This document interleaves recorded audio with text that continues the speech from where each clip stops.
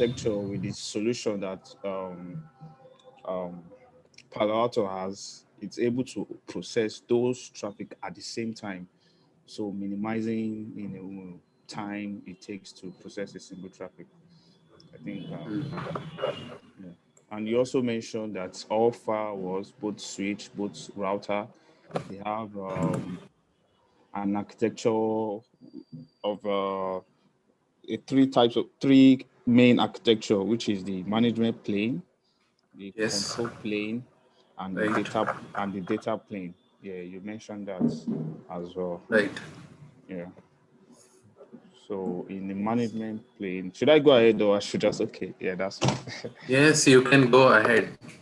Okay. This is our platform. In the Yes. management plane is where users interact with the router.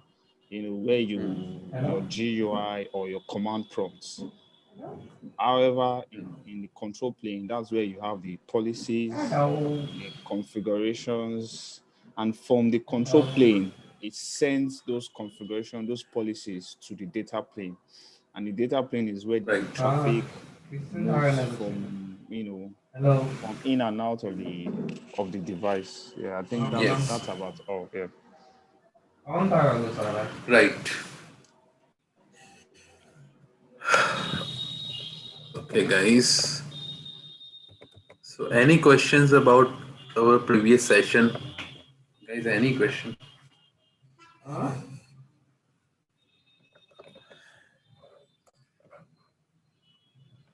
Any question you would like to ask me about architecture and all? I have one question. Yes. Yesterday you showed the packet flow.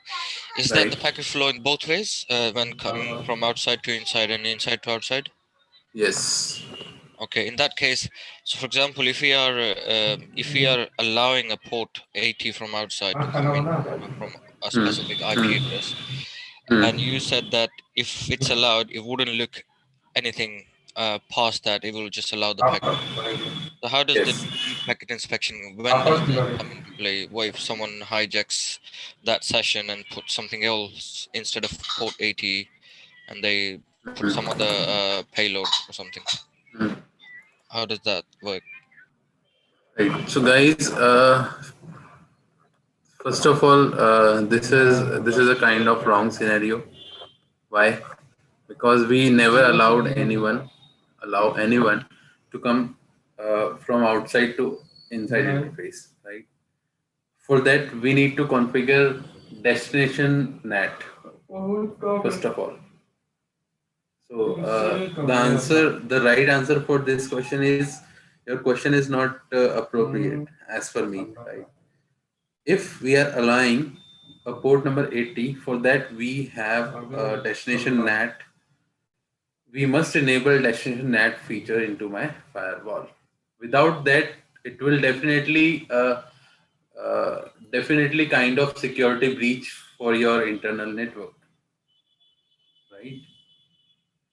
If you allow Yeah. port number 80, definitely anyone can access your inside network. Then why you need one firewall?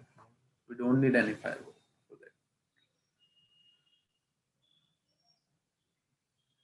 So again, if I talk about the packet processing, it would remain same. Uh, Once we receive the packet, we will check the zone.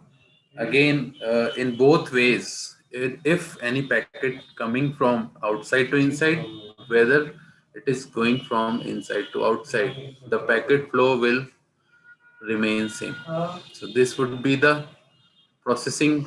Uh, I can say these are the processing steps of my firewall. My firewall choose what action it will take on the packets. So this is something predefined, right? This packet flow is predefined by your firewall manufacturer. We cannot even change it, right? Because suppose suppose you have one firewall, we can my firewall manufacturer did not define any particular interface as a WAN interface. We are the only one who can decide a particular interface, a WAN interface. It means a single interface we can use to connect WAN or LAN. It totally depends upon us. Right? It totally depends upon us. But the packet flow would remain same whether the packet come from this direction or this direction or this direction. It would remain same. Why it would remain same? Because we can deploy our firewall in two ways now. Hi, Manny. Sorry, there's a lot of people saying there's a Yes. lot of background noise. Is that coming from your end? Background noise. Yes. Can So you just there's a mute everyone if it's possible?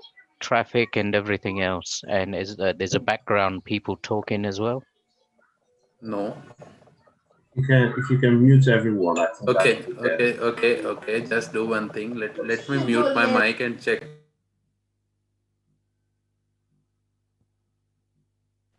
Yeah, Manny, it's from your mic. Are you using a desk mic or using a headphone? No, I am using headphone. I am using headphone, but Yes, it's definitely coming from your end because we can hear the traffic as well as somebody else talking over you as well. no one is talking to me here. Right? Yes, but I do have one room partner with me. Right? But Okay, so he's he probably the never. one then. Yeah, but he's not talking to me.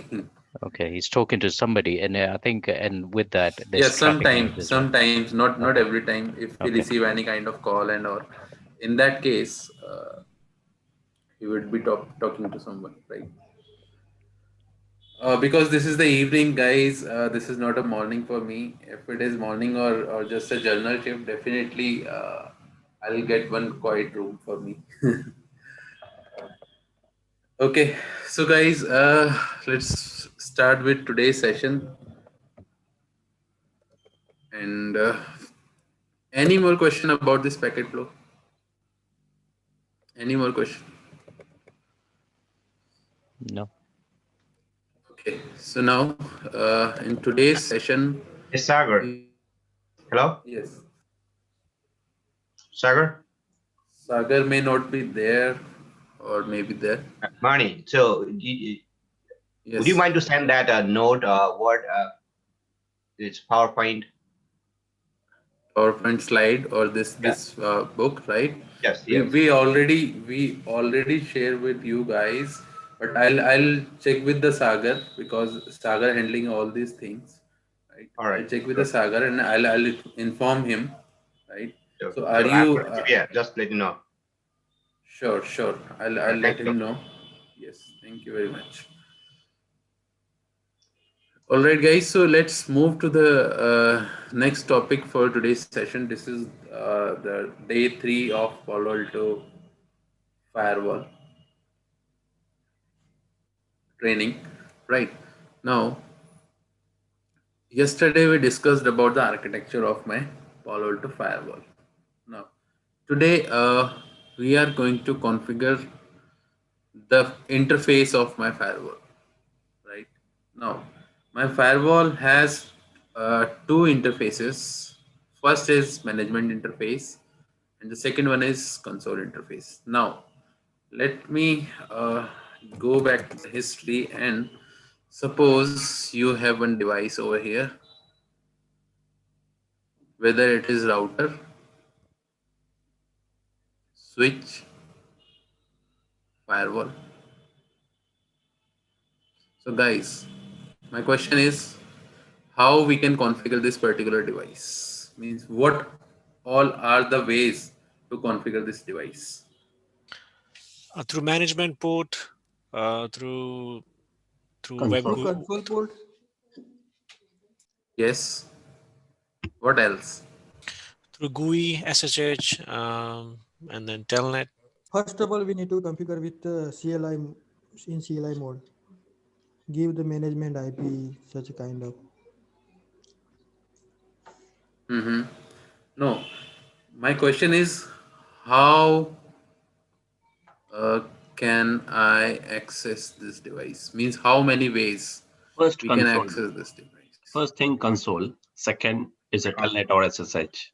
Then management. First thing is console. After then configuring management, or then you can access through GUI and everything. Isn't management port is the console port in PA?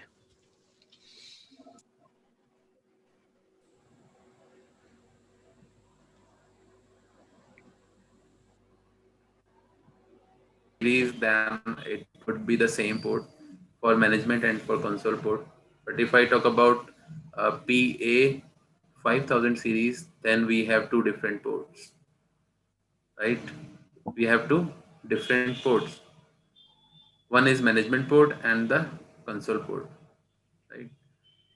So guys, as I can see, most of the people telling me we can access this firewall or this device with two methods, right? Either we can connect with it through management port or console port, or we can use telnet or SSH protocol to access this device. Am I Hello, correct?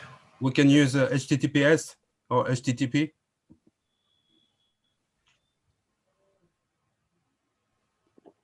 And also Right. Panorama.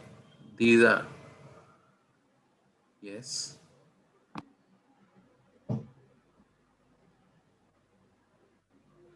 So guys, so these are some protocols, and I can say these are some protocols through that we can access this device, right? So there are so many ways to access this device, and we can configure this device by accessing through HTTPS portal as well, right? Now, basically, uh, we can configure this device. If I talk about the configuration part, we can configure any particular firewall, switch, or router in two ways. First is GUI, and the next is CLI. CLI is command prompt, and GUI is your graphical user interface. Right now, to configure using GUI, like HTTPS, HTTP, and you also need Panorama, right? Because Panorama also use a kind of application. Through that application, you can access or manage your firewall, right? And if I talk about the CLI portion, we always use SSH. I cannot say we always use SSH, but SSH is the secure way to access your firewall or access your device, right? In real-time environment, we rarely use telnet. Rarely, not every time. If you are using if you are connected with any VPN, at that point of time, you can use telnet. Otherwise, we never use telnet thing, right? Telnet protocol. We avoid using telnet protocol. We mostly use SSH in my working environment. Clear, guys? Yes, that's Yes. clear. Yep. Right. Yes, many. So now today we are starting with the port configuration of my firewall, right? So in today's session, I'll be configuring our firewall for port, which would be your management port.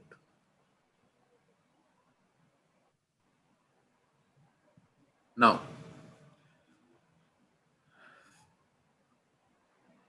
suppose this is your management port, and you have other port as well, 4, 5, 6, and 7 and 8.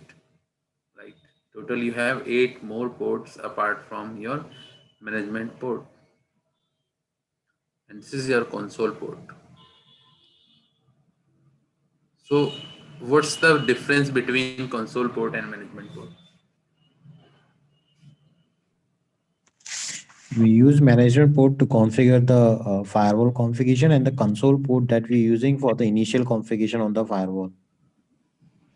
Yeah, with the console port, you need to be physically at the device. With the management port, once it's configured, you can use it remotely, basically. Basically, Right.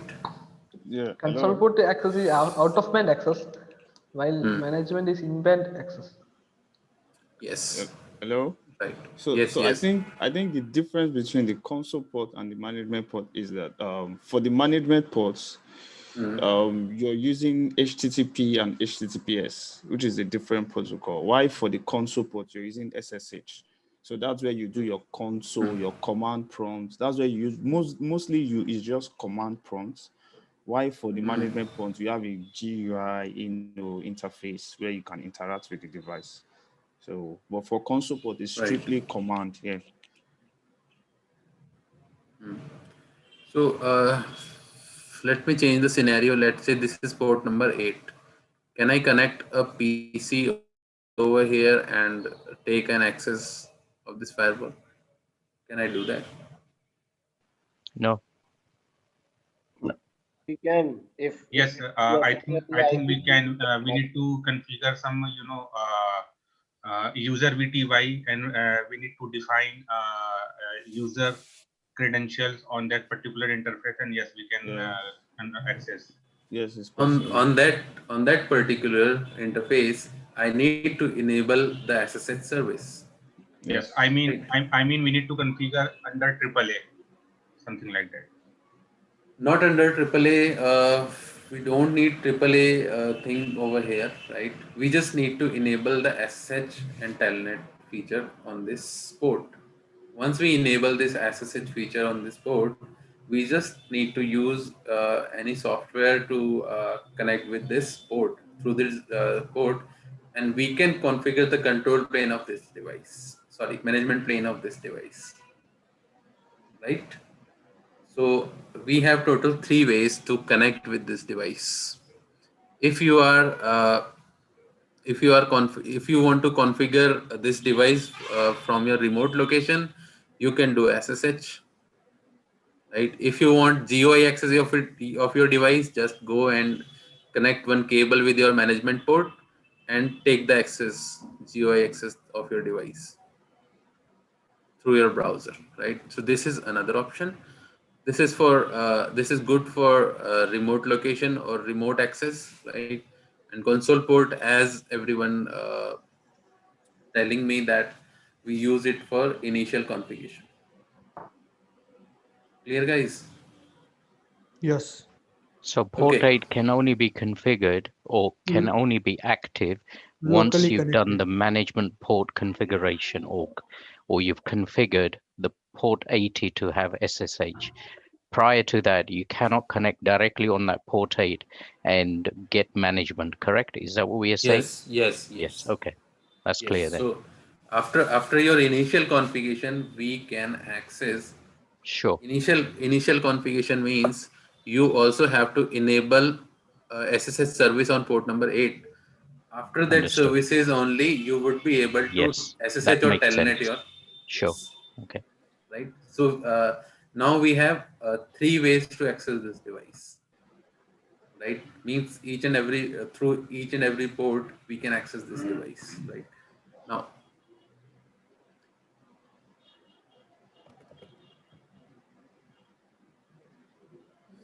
now, if I talk about my Palo Alto firewall, to take the management access to the Palo Alto firewall is we have 4 ways, I can say 4 firewall management methods over here, right?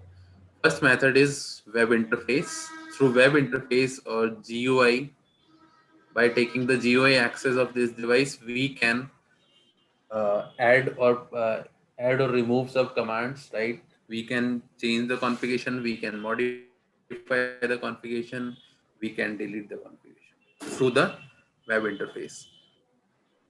We can also use CLI, right? We can also use CLI to remove any command, to modify any configuration, and to save any configuration, right? Next is Panorama. As I already told you, Panorama is something which help us to manage all whatever the firewalls you have. Suppose you have 10 firewalls, then you can manage all 10 firewalls with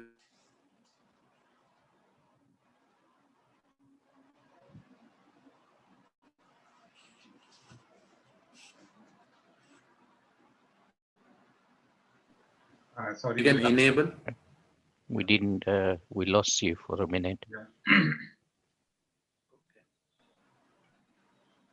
Right, guys. So now is it visible?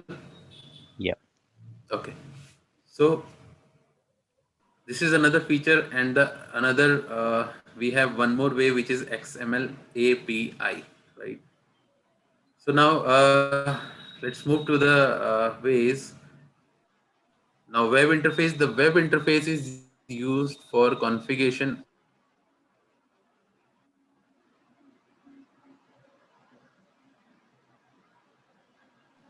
We're losing your voice again, Mane.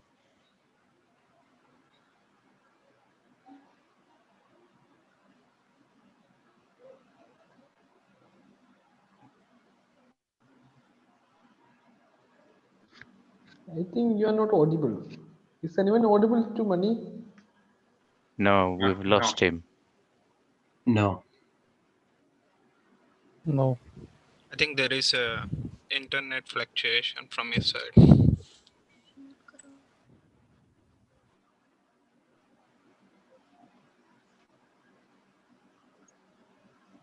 Guys, just give me 1 second. Let me switch my Wi-Fi network.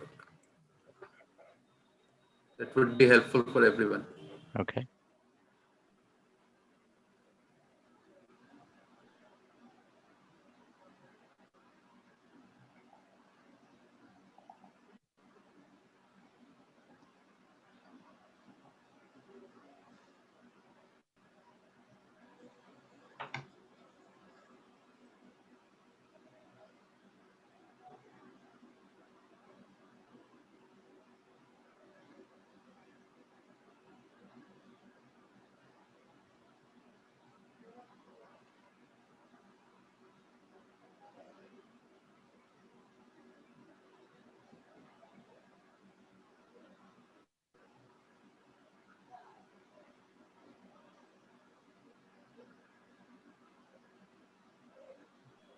Guys, am I audible to everyone? Yeah. Right. Yes. And Okay. Yeah, it's okay now. Right. So we were talking about the web interface, right? We already know about it. I don't think so I need to explain in much better way, right? Now, let's move to the next part, which is CLI. The CLI is a text-based configuration and monitoring over the serial console port, or you can use a serial cable, serial console port, right? You can use rollover cable to access through this port, or over the management port using the SSH or telnet. You can also SSH or telnet through the management port, right, guys? Now, the Palo Alto Network Firewall CLI offer access to debugging information and often used by experienced administrator for troubleshooting. The account used for authentication into the CLI, and CLI access must have enabled, right, guys? So I don't think so I need to spend much time on this theory part, because I'll be sharing this file with you, right? So you can take your own time and just go through with this theory part. Now now in today's session, I'll be going to cover your practical part as well. Now I do have the access of this lab, right? So today we are going to configure the first management port of my firewall. So before starting with the practical thing, let's move back to the theory part. Once we complete the theory part, we will be covering this practical part as well.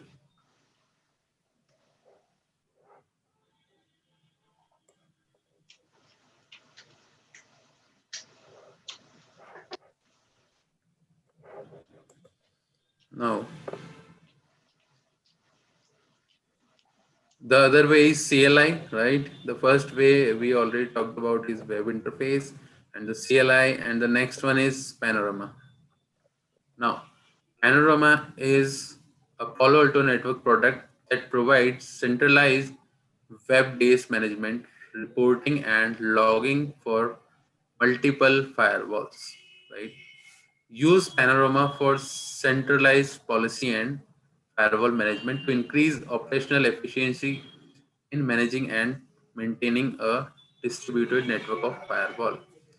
If 6 or more firewalls are deployed in your network, you should use Panorama to reduce the complexity and administrative overhead needed to manage configuration policies, software and dynamic content update. Apart from that, the Panorama web interface is similar to the firewall web interface, but with additional management function, right? That is very similar to your web GUI access, but my Panorama web interface has more feature and functions. Clear, guys? I already explained you the Panorama feature, right? Now let's move to the fourth point, which is XML API. The XML API provides a representational state transfer based interface to access firewall configuration, right? Means that is something a kind of coding part, I can say like that. From the coding part as well, you can access this, you can configure this firewall, right? If you have knowledge about the XML language, definitely you can edit or you can configure your firewall from this point as well.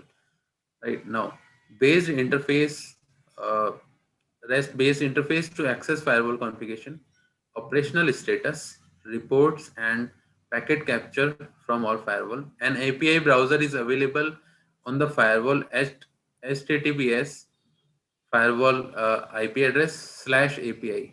You need to use this URL to access your firewall's API mode, where firewall is the host name or IP address of the firewall, right? So here we need to give the IP address. So this is the basically this is the syntax of your to access through the API. Through the API, you can also manage or configure your firewall, right? Next, you can use the API to access and manage your firewall through a third-party service, application, or script.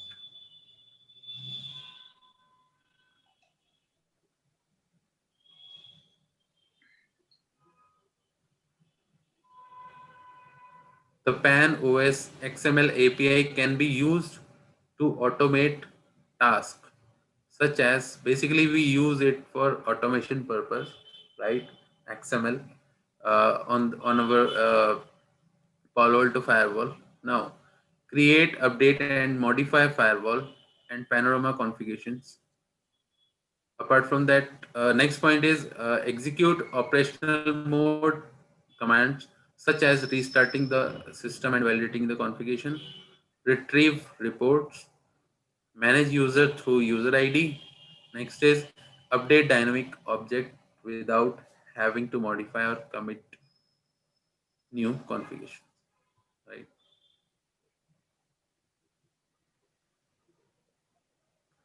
Now, someone gave me one answer about the out of band or in band management, right? Means through console port, we can do in band management,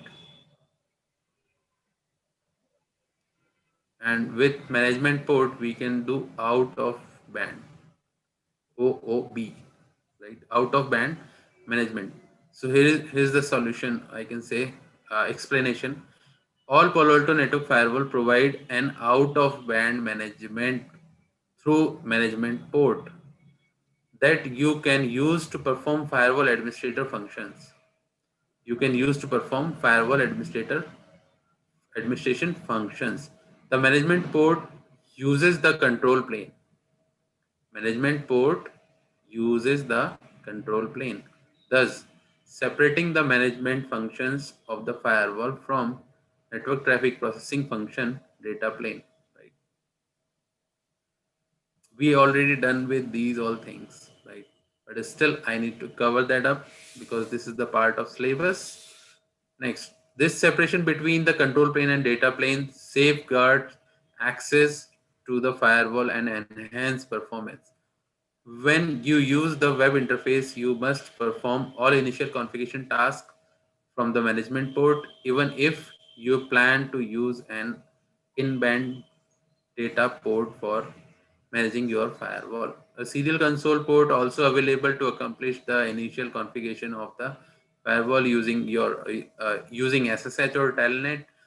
Some management tasks such as retrieving license and uploading the thread and application signature on the firewall require access to the internet. Right, guys? And which is typically done via management port. Now,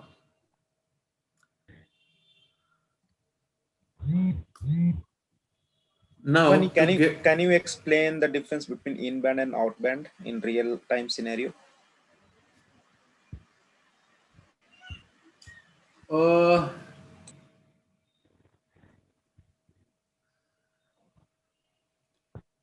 Okay.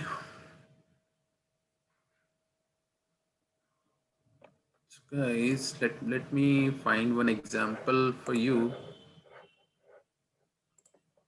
I give my example where I set up out of band. I know the difference between both management, but I need a diagram for it.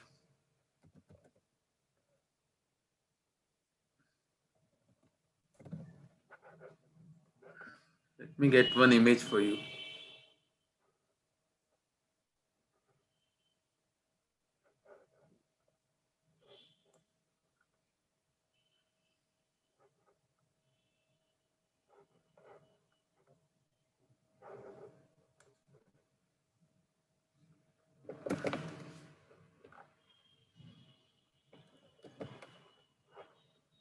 So guys, let me talk about, first of all, let us go through with the difference between management and console port, right? Now, basically management port we use for out of band management, right? Sorry, for in band management, right? We use management port for in-band management primarily, and for remote access purpose we use management port. Next is console port that we use for out-of-band management. It means you are managing this firewall through any other device, right? By using your RJ45 connector or by using your rollover cable, you can connect your machine with device with your desktop, right? You can connect your device with your desktop, so that would be a kind of your out of band management. Again, let me give you a good example of it. But the if I talk about speed wise, in band management is faster than your console port, because on console port we do have one baud rate fixed. Baud rate, guys, do you know about what is baud rate?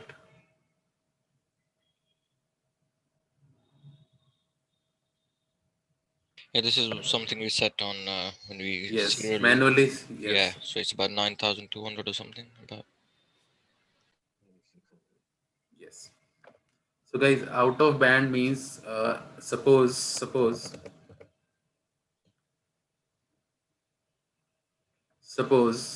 if you are managing any device through management port, the one of the best example is, if this is management port, it means you are using some kind of protocols like SSH or telnet, right? You are using any kind of protocol like SSH and telnet, so that would help us to get the access of this device. So that is a kind of in-band management, right? And the out-band management is something from console port. Now, I don't have any example, a good example. Manish, do you mind if I share my example with you? Yeah, sure. Yeah, so on the chat, you can see this device is called Perle, P-E-R-L-E. I sent the link. If you click on that thing, so this is a very popular console server used in most of the big companies. Like every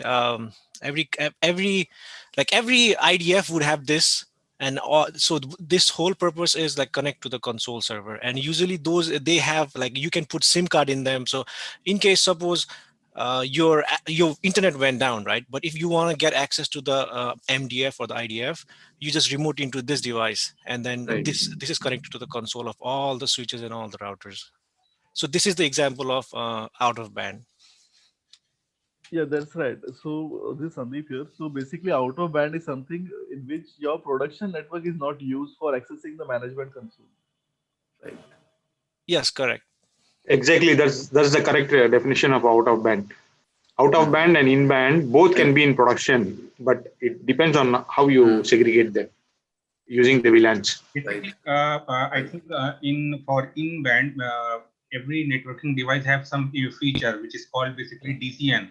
So just like if we talk about in Cisco, so just like if we check show CDP neighbor, or so for example, if you connect any new device, so by default DCN feature is already enabled, and basically it's a use like a 128 series IP address. So this is like your in-band DCN, and generally, basically, you can access via telnet, basically, which is bind in your DCN VRF. So this is your in-band DCN. For outband, basically, yes, for every network, basically they use outband. So basically, it's provide like another way to access the network. For example, your east and west direction fiber cut, and if you want to access your device, then you can use your out of band, and basically it is a separate network like your existing network. So this is your out band.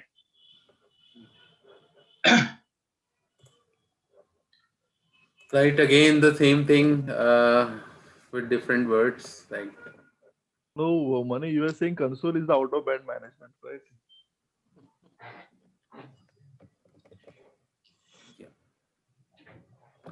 okay, that is wrong over here. This is not out of band. This is your in band basically, right? And management port is your out of band because you are accessing a device from a remote location. In that case, that would be a kind of out of band management. Let me correct it.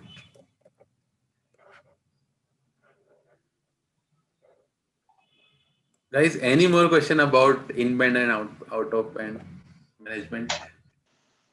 No, or are you all getting confused with this? Manish, in your experience, what kind of device have you used for out of band management? Like in my experience, I've used mostly Pearl. Like I've seen that. What have you seen? Can you share, please? Guys, actually, Pearl is not only the device who can help us to manage all devices with out of management, right? I don't remember the exact name, but I think most of the yes, popular I is definitely. OpenGear, basically, which is used mostly for the out of band in network when companies OpenGear. Yes. Actually, there are so many devices. Yeah, so many. They normally people use based on their affordability. Right, affordability, correct. Right. If you go to the local market, you will definitely find much more options to manage your device, or you can connect all the device with your your management based device, right? Through that you can manage all device with the one go, with the one device. Correct. But just now the friend say Pearl, right? If he can give free license to us, we can use, no problem. Yes. If you allow me, then I have one real environment photo.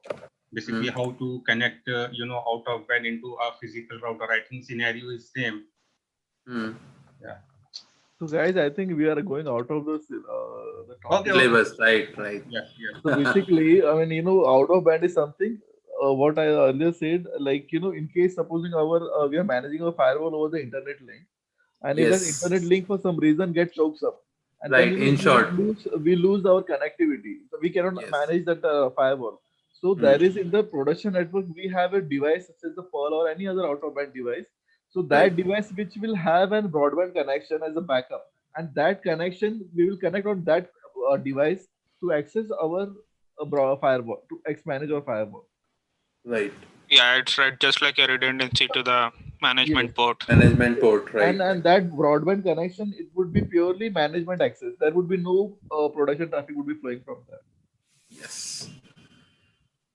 Okay, guys. So now let's talk about what we need to configure initially to get access of my ASA firewall. Right. Now, initial steps to gain access of your firewall. First, what I need to configure, I need to configure one IP address. Then I need to configure one net mask, and I need to give one default gateway to my firewall, right? And at least one DNS server I need to set up, right? Now, in practical, let us go and start with the practical part. We already done with all these things in the story part, right? Now let's move to the lab part. So today we do have access of this lab. Hello, Mani. Yes. Yeah, so I want to ask, does it come with its own default IP? Sorry. Does Palo Alto comes with a default IP address? Yes. Oh, If you buy a hardware firewall, definitely it would come with your default IP address. Okay.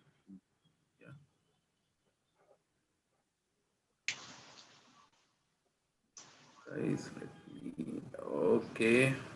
So now I hope this diagram is visible to everyone, right? So now let me explain you one scenario over here, right? So this is your Linux operating system, right? And through that Linux operating system, suppose this is your switch. This is your switch, and through the switch, we are directly connected with your management port of these two firewalls, right? These two firewalls, we are connected with the management port. Now, what I need to do is I am going to configure the management port of these two firewalls, right? Now, first of all, how we are going to do that? First, I need to check the IP address of this host, and the same series I need to use for the management purpose. Right? Now, let me show you how do we do that. Just click on the Linux one.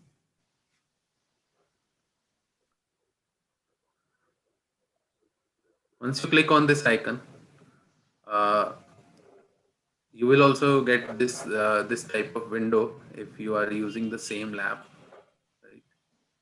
Now, just open your Mozilla Firefox, and before doing that, go to the port setting, edit connection. I'm using Ubuntu Linux over here, right? Ubuntu software or Ubuntu operating system, I can say. By default, this is my Ethernet connection setting and IPv4 setting. So this is my IP address 192.168.1.25. Let me save it.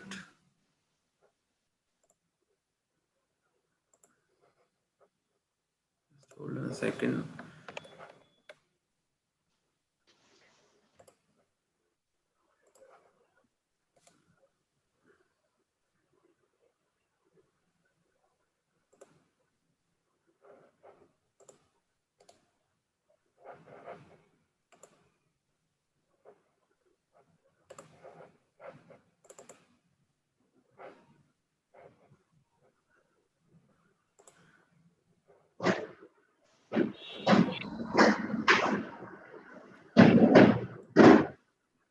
Right now, guys, remember I gave you one sample notes of your initial configuration of your firewall. This copy, this one. Do you all have this file with you? Lab preparation guide. In this file, I'll be covering how to set up initially your firewall, right? So I covered everything. By default, the username and password for your firewall. With a fresh firewall, you have admin and admin, right? Now, if I access my firewall through CLI,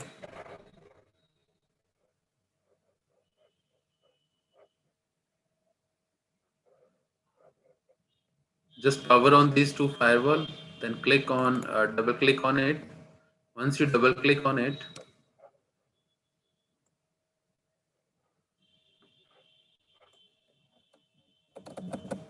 okay, now you have the access of this firewall.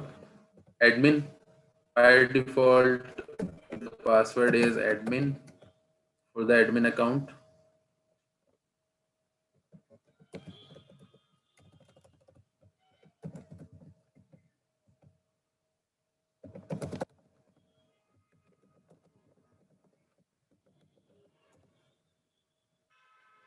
All right, guys.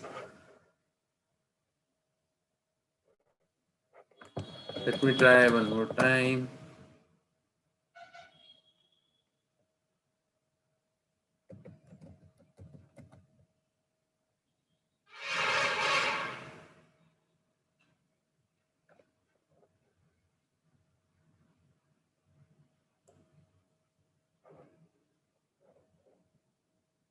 Okay, we are not able to access it. Just hold You on a need second. to wait 15 minutes after the Yes. machine starts. Yeah, it looks like services hasn't started, I think. Yeah, so we leave it as it is for 15 minutes and then you can check again. No, guys, this firewall is running from last 4 to 5 hours. Oh. Yeah. So let me try to log in the another one.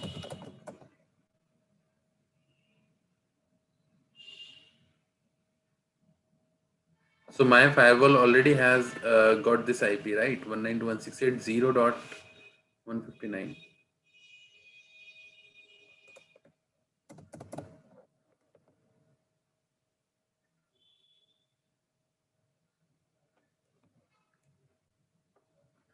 Enter the old password, which is admin.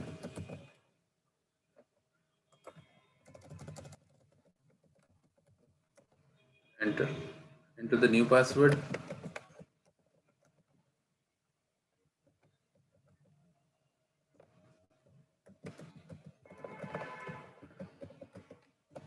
Enter.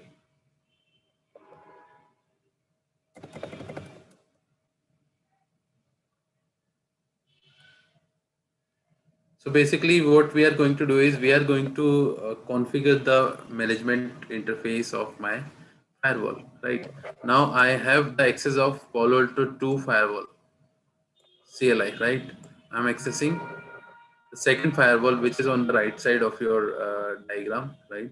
Now, let me walk through with some steps that I already gave you. I already shared it with you, right?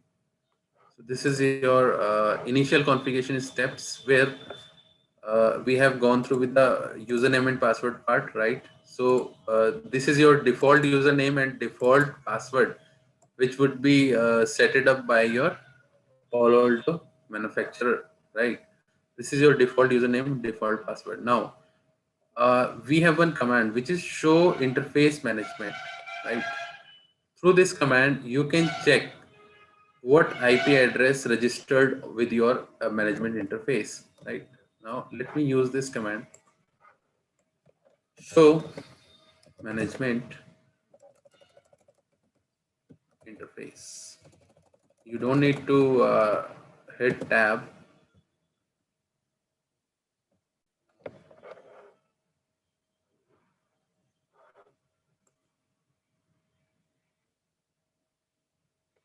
Sorry, the command is show interface management. Show interface management. Once you type this command, just hit enter. Once you hit the enter, you can see so many options over here, right? Now, what options do you have with you? Now, you have link speed with you and the duplex state. Now, the link speed is 1000 Mbps and duplex is full and the state of this link is up, right? Next, Configured link speed, duplex state, auto, right? By default, we did not set up these all three states manually. So this is on auto. Now next, this is the MAC address of my port. This is the MAC address of my management port. Clear, guys? Now, this is the IP which I got through the DHCP. Why I got through the DHCP? I got this IP through the DHCP because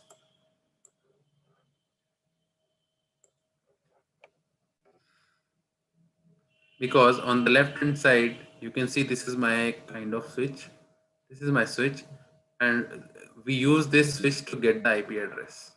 Right. So suppose this is my Linux server, Linux operating system. This is also getting the same series of IP 192.168.0 dot something, right? 0 dot say let's say 10, right? And my firewall number 2, that is getting 159 through the management port. That is the IP of your management port, which is 192.168.0.159. Now, let us go back to the CLI portion, right?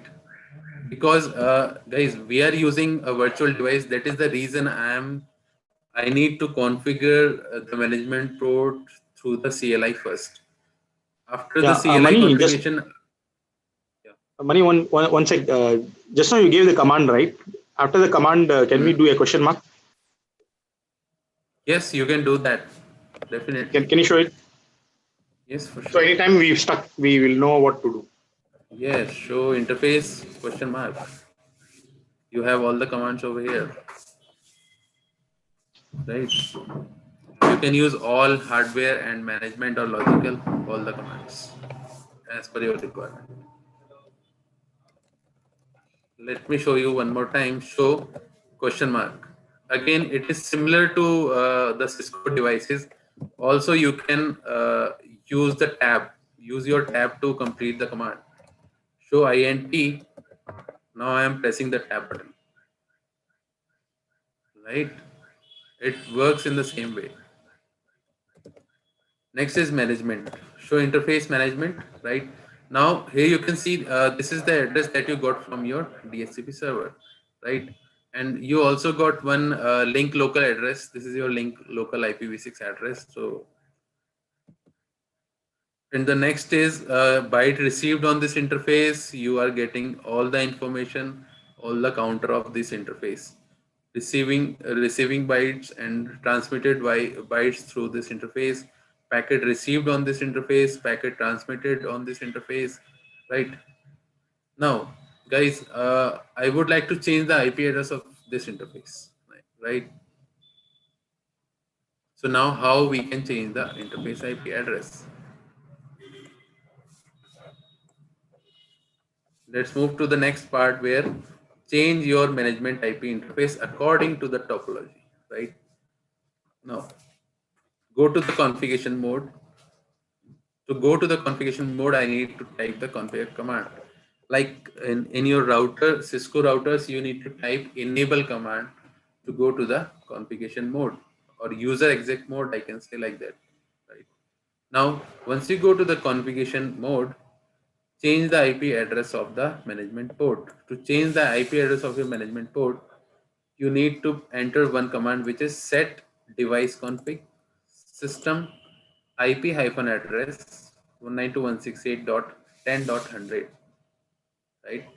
This is the IP address that you can decide manually, or you can decide by your own, and you can put this IP address to your firewall. And you also need to decide the subnet mask, right? After that, you need to enter the commit command to save everything, right? So let us go through with this all step. Let us do this in the practical. Now,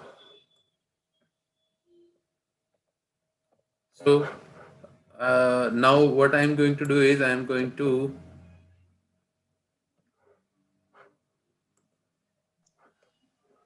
Mani, Yes. When we add if we have to add a Panorama server, so we have to configure assign IP address of Panorama servers on that CLI, right?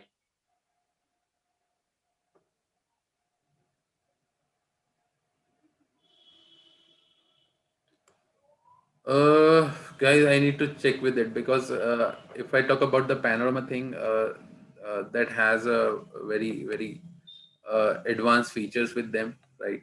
So I cannot commit you anything. No, like in order to like within a real enterprise in the real scenario, like we have a Palo Alto and we configure management like the basic initial configurations. We did configure the management and we need IP address, subnet mask, and the default gateway, and we need to add that device in Panorama. And in order to add that, we have to add a server's IP address on the CLI. With server, Panorama server, we have to add.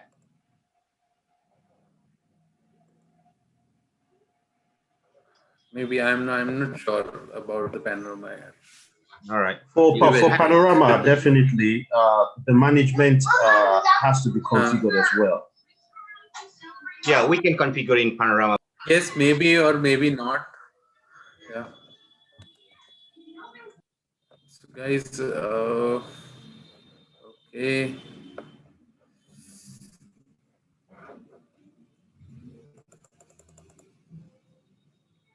Mani, can you stick to the task for the day? Yes, dear. I'm trying to get the access of my firewall. I'm working on it, but I'm unable to take the CLI access of my firewall.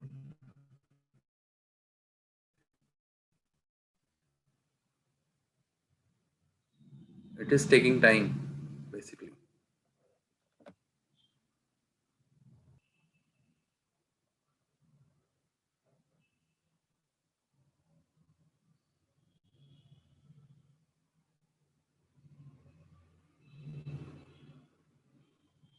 Okay, guys, am I audible? Yeah, we're just waiting. Okay, right.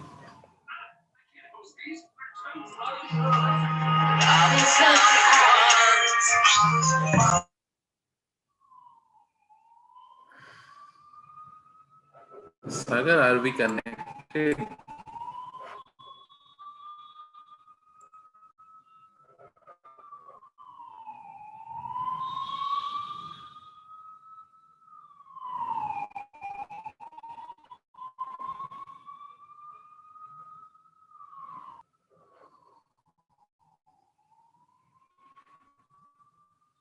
I think Saga's not on the call at the moment.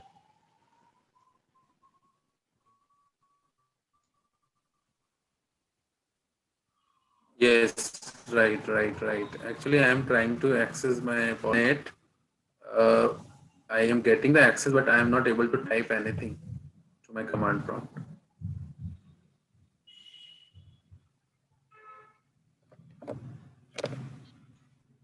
Mani, you need to call Abdul. Right.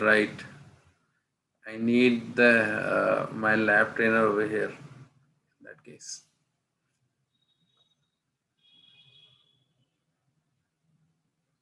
Okay, just click on terminal. Yeah. Then I got this screen.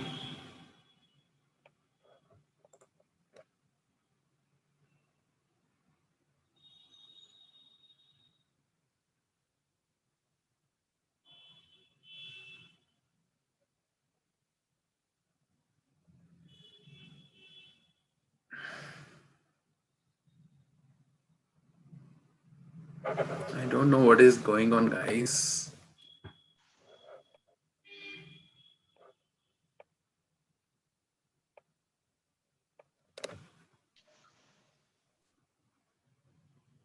You can continue with the theory, Mani.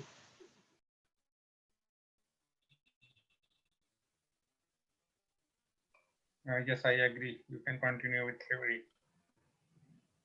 Yes, we can take another topic as per your requirement. Yes, for sure. Yeah, anybody? So many, I mean, some of us have never seen the firewall itself. Can you explain when you get a Virgin machine, how do you configure, please? Setting up, yes. So guys, let us. We can't even hear you. You're like Dalek. Your voice is crackling. Yes. We lost you last 1 minute. For sure, guys. You know. Again. Okay. Many, your voice is breaking.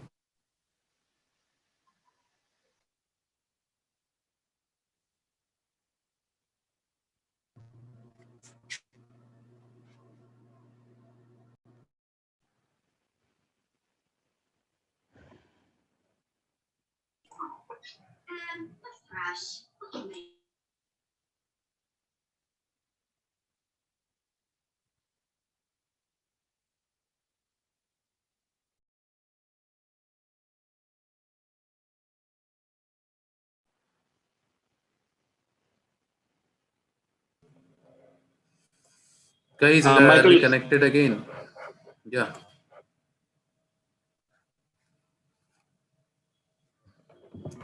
Guys, now am I audible? Yeah. Yes, you are back. Don't know how long for though. Right. Yes.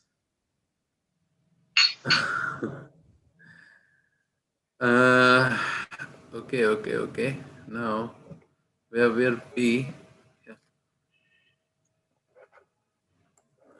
So this is my Palo Alto device.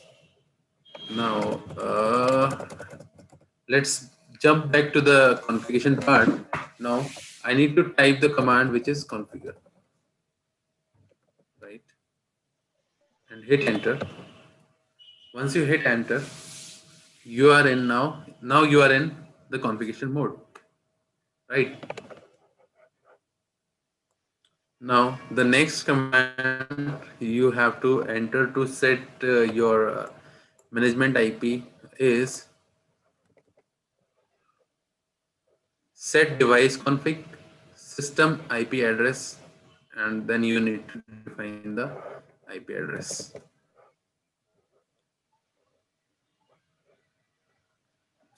So the first command would be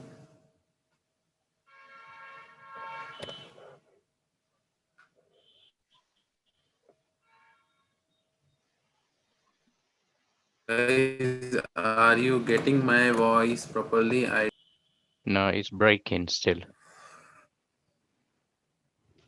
Many, probably you got issue with your internet.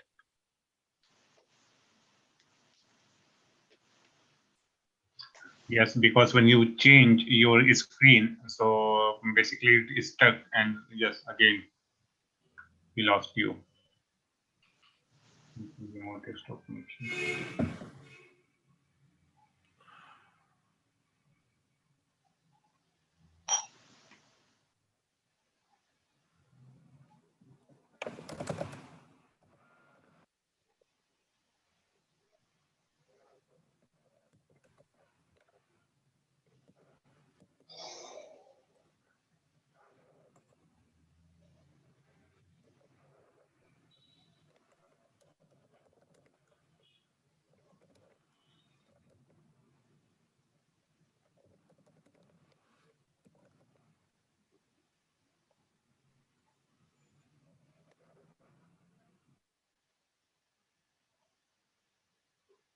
Many, you not audible.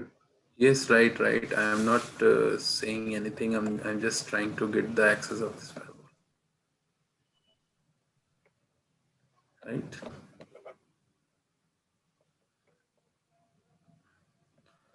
So now I'm setting the IP address of this interface as a.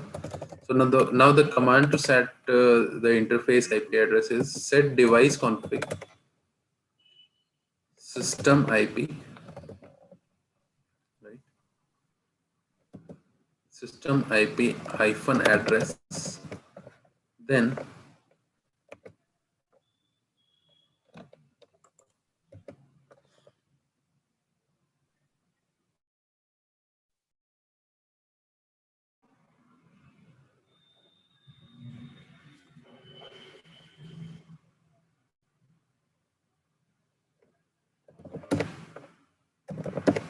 I'm unable to use the tab again. Okay, because the command is not correct. IP address question mark. Now you need to give the IP address to this device, which is 192.168.0.100. Space. You need to define the net mask, which is 255.255.255.0. Once you set this command, you need to hit the enter. Once you hit the enter, all done with that, right? We are done with that. Now click on commit. Just put this commit command and hit enter to save everything, whatever we done in this firewall. Right. Now I've set it one IP manually, right? So once you hit commit, it will take some time to save the configuration. Yeah, Once we Mani, are, yeah. how about this console you are showing?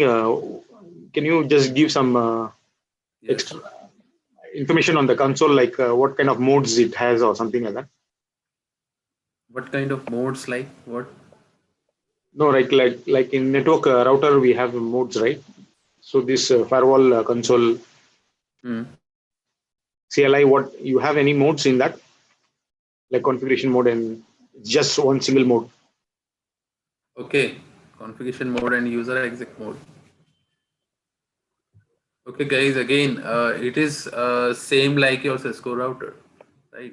So you have very limited access when you are not in your configuration mode. Once you enter to the configuration mode, once you put the configure command to it, you would be able to make changes to your firewall, right?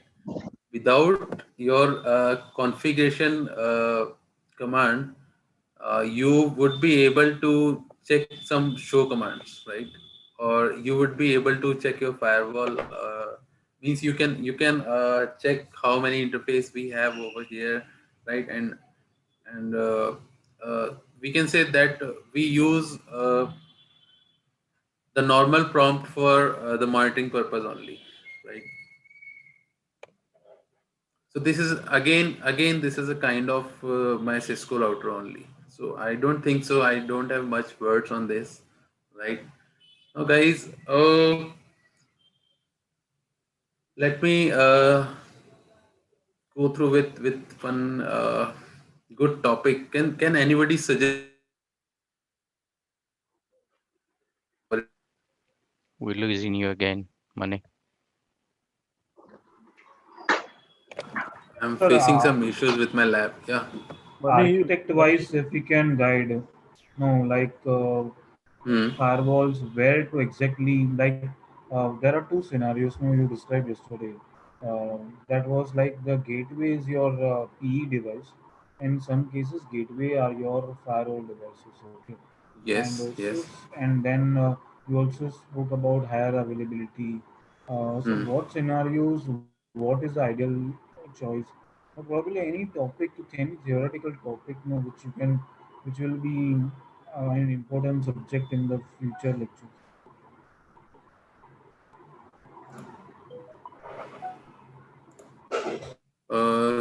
Guys, actually, I cannot go beyond this syllabus, right? So I cannot cover the HA part in today's session, right? Today we are talking about the only management thing. So basically, we are on the level 1 of this firewall page, right? Or firewall course. And if I talk about the HA, right? HA topic.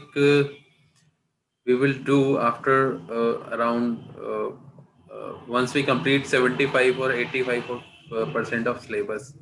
Once we done it, we will move to the HA part, right, guys? So let me try to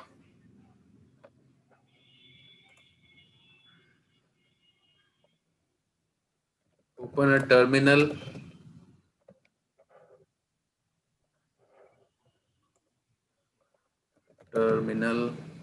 Okay, this is your Q terminal in your Ubuntu.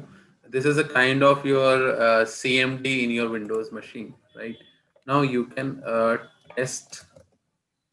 You can ping your firewall 68.0.100.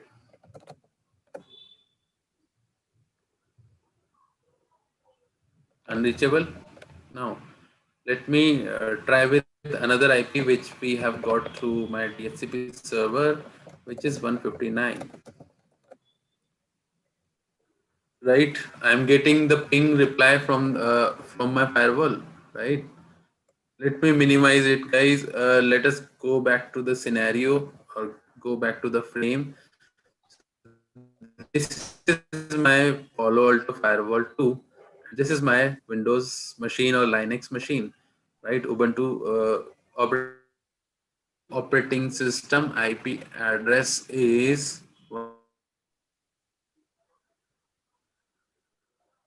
1 or something. Let's suppose 10/24. And now this is my DHCP server. This is my DHCP server, and we have two firewall connected with the management interface, right? The one firewall and the second firewall with the management interface, right, guys? So now the IP address of my second firewall, which is my second firewall interface, is 192.168.0.159, which I am getting from my DHCP server, right? So now, if we would like to configure this, first of all, No, we can't hear you again. guys, am I audible? No, you're breaking up. It's like Okay. It's like we're missing the words. Of internet is going on. Yes, your voice is lagging. Right, guys. I think it's okay for some, but no, some people it's okay, I think. No, I mean I've got a massive link right directly from the company, and I'm losing those words. Now you might be losing few words, and if you're looking at configuration, I'm not getting all of it. Same here. It's Money's internet connection, because I can hear everyone else fine. I can't hear Money properly. Legend. I think like you just disconnect the I think connection not stable. I think. Yeah. Disconnect and connect back. I think it will work. Right, guys. Just hold on a second. Let me try to connect back with my server. Okay. Yes.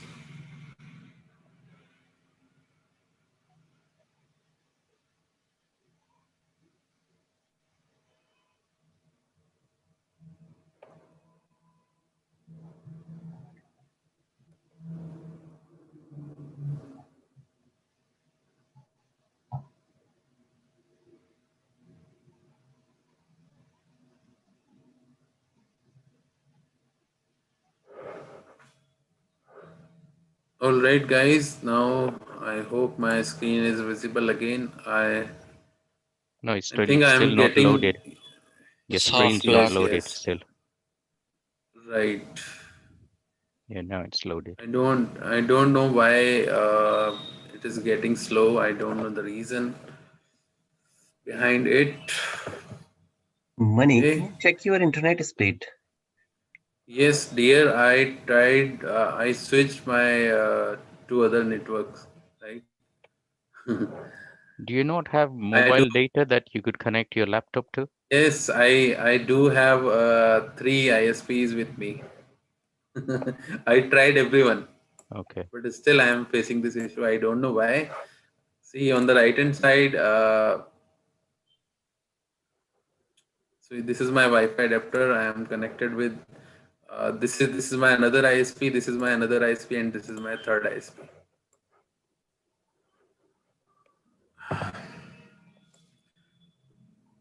All right, guys. So let us get back to the picture now. My firewall has one IP address which we got from our DHCP server. This is my DHCP server, and the IP address that I got from my DHCP server is okay. So Manny, did you not configure the static IP address on that firewall Yes, too? I did that, but my firewall is not taking any Okay. changes. Okay. So in other words, Yes. it's not committed for whatever reason. Yes, Okay. yes.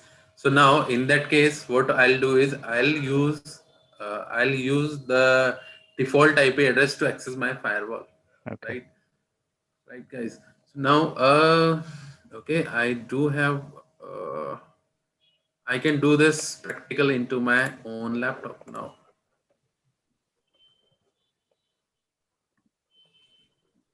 We can use my own machine for this practical, right? So this is your Palo Alto firewall, which I installed this firewall into my VMware workstation.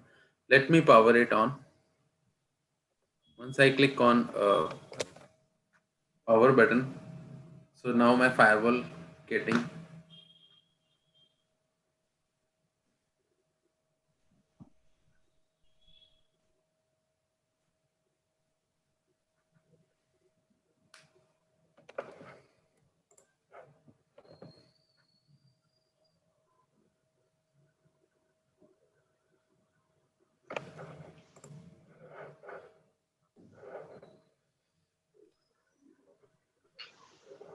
Manny, can you explain to us if we get a Virgin firewall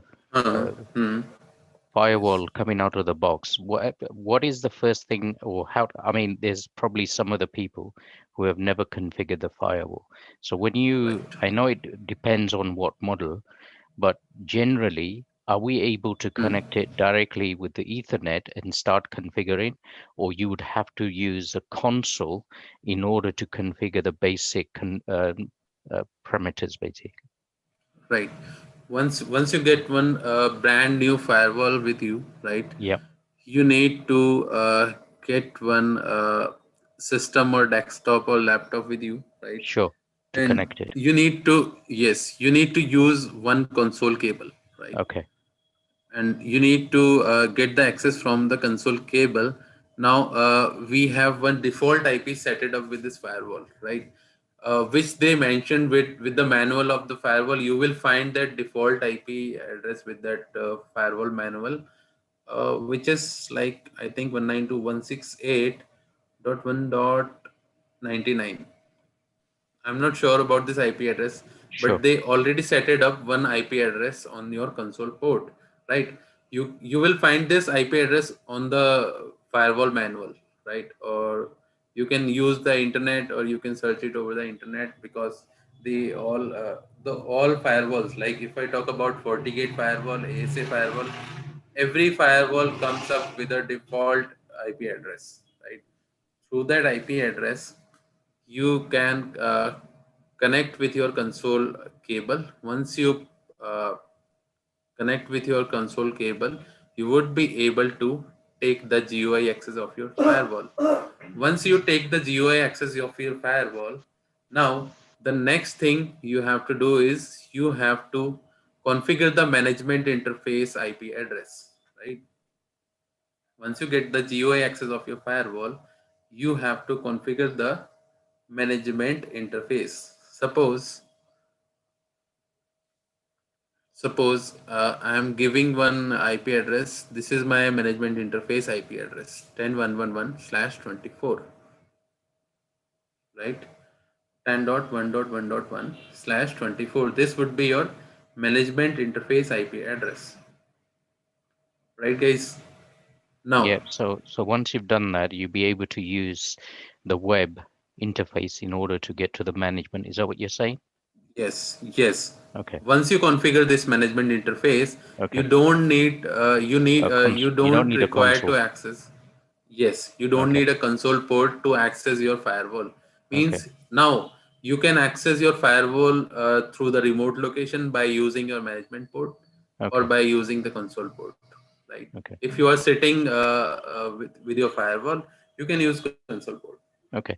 So in summary, when you get a Virgin box, basically the way it works is that you go to connect to the console and configure the management port IP address so that allows you to connect via the web. And then you be able to configure everything on that firewall. Is that what we are saying? Yes. Okay. Yes, because we can do that. This management port is the same thing as what we talked about yesterday, which was the management, plane, the control management plane. and the data plane. Management plane is connected with the management port. Yeah. Now, another thing we can do is once we get the access through the console port, what we can do is we can configure any one of the port to access my firewall. We can enable HTTPS protocol or SSH protocol on any one of port. If you want to access your firewall from your all ports, you can configure. You have to set the IP address, then you have to set the net mask, and the next thing you have to set is the you have to enable the SSH service. So these three things are mandatory if you want to access through any of the port, right? Because as per my notes, here you can see I have mentioned 4 points over here, right? So you must define an IP address, you must define a net mask, you must have a default gateway for it to connect with it, right? And you at least one DNS server must be configured with your firewall, right, guys? Now let me try to access my firewall if we can access it.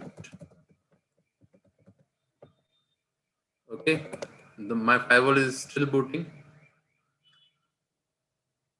So guys, let's wait for a few more minutes and let us go through with this lab workbook or lab configuration book. Right now, Why we need this DNS server? we need DNS server. Okay.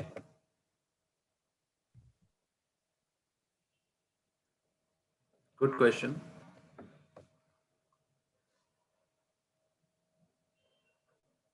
So guys, my first question is, what is DNS?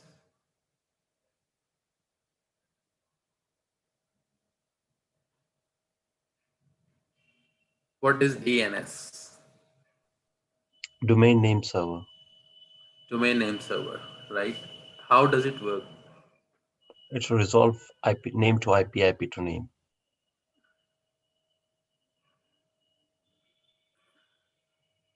Name to IP and IP to name.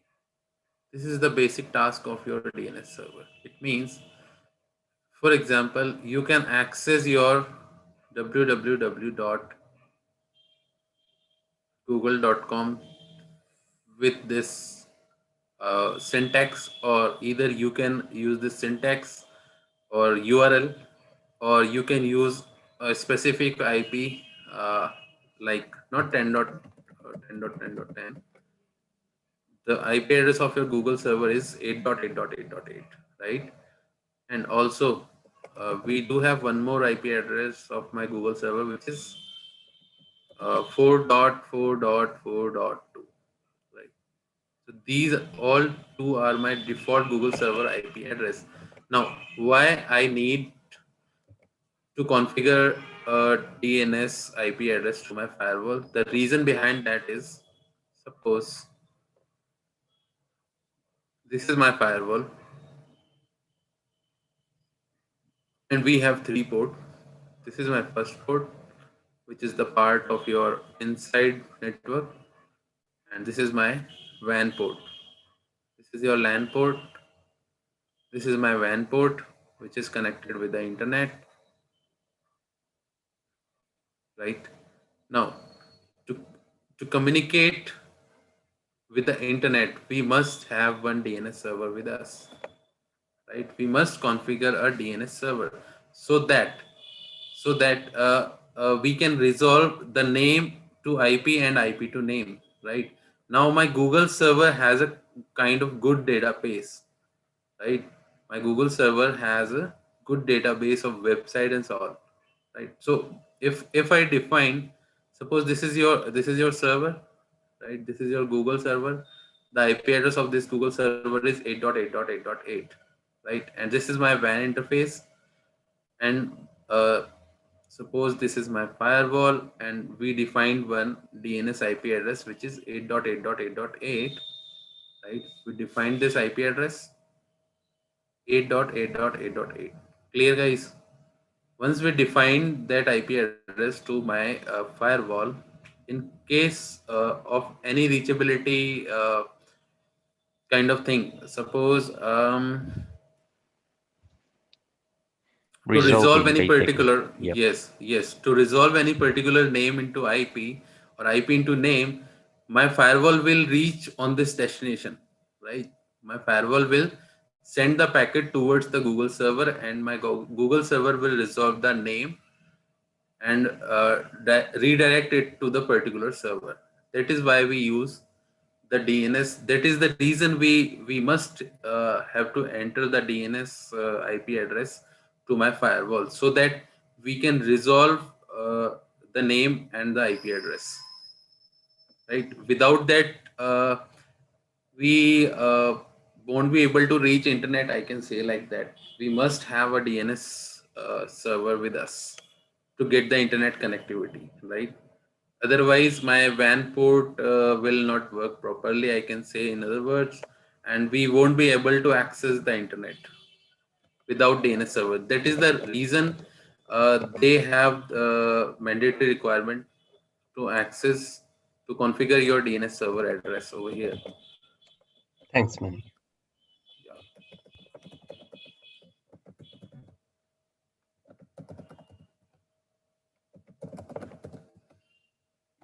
All right, guys. So I'm successfully able to log in into my firewall portion, right? So now we are again getting back to the picture, and this is my firewall, right?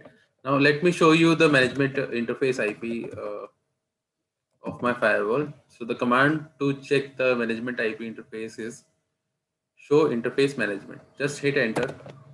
Once you hit enter, you can see we have one IP address over here, which is 192.168.43.0, right? This is the IP address that I already set it up by default, right? Again, everything looks like same. We do have one default gateway with us, 192.168.43.1. Before changing this up, let me go back and check my adapter IP address. Just go back to the properties. And here you can see you are getting your DNS server is 192.168.43.1, right? For this computer, and you are getting this 43.1 series IP, right? Now, let me show you how we can change the management interface IP address, right? One more time, start with the configuration part.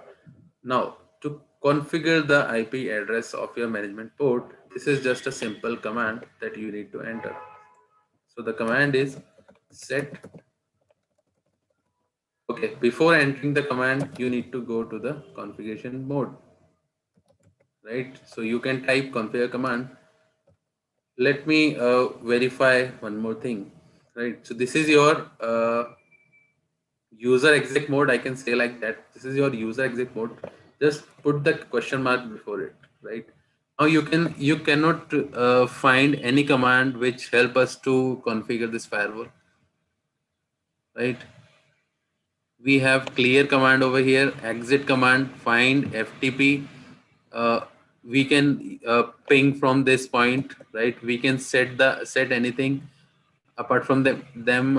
Show commands, we have ssh, we can do telnet, tftp, trace route, all the things, right? But we cannot configure this firewall in this prompt.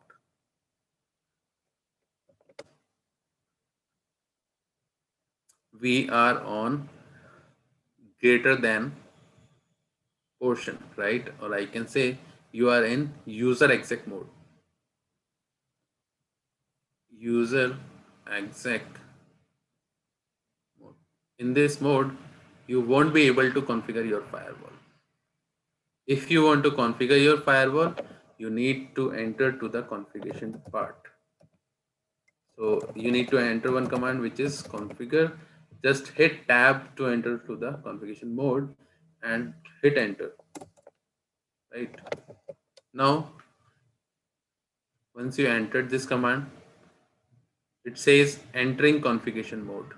Right now, the next command, which is set device config question mark. Now you have some more options over here.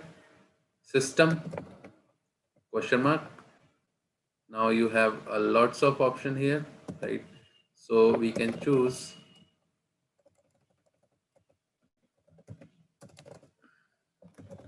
system interface, system IP address. Sorry, question mark. Now you have one predefined IP address which is 43.100, 192.168.43.100. Now I would like to change this IP address from, I don't want 100, I want it as a 10. Now just define your new IP address. 192.168.43.10 space netmask 255.255.255.0 and hit enter. Once you hit enter, the command would be accepted, and now you have to save this configuration to your permanent memory, which is your NVRAM, right?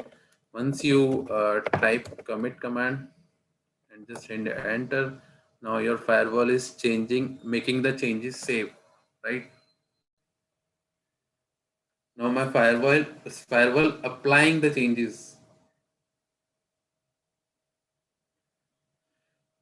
So now, guys, you can see we have one good option over here. Like if you press Control C, you can abort this process, right? You can abort this process. But if I talk about any Cisco router and device, if we type any write command, we don't have this kind of option over here, right? Guys, are you getting my voice? The screen. Yeah, good. Yeah. Okay, so we are done with the this part. Now let us check with the IP address show interface.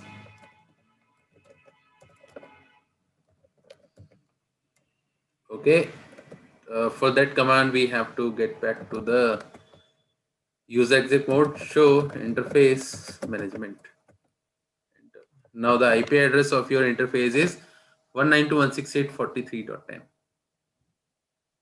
Right, guys? Now what I'll do is I'll try to ping it from my Windows machine. Just open the CMD prompt, command prompt. Now type the IP address of your device 168.43.10.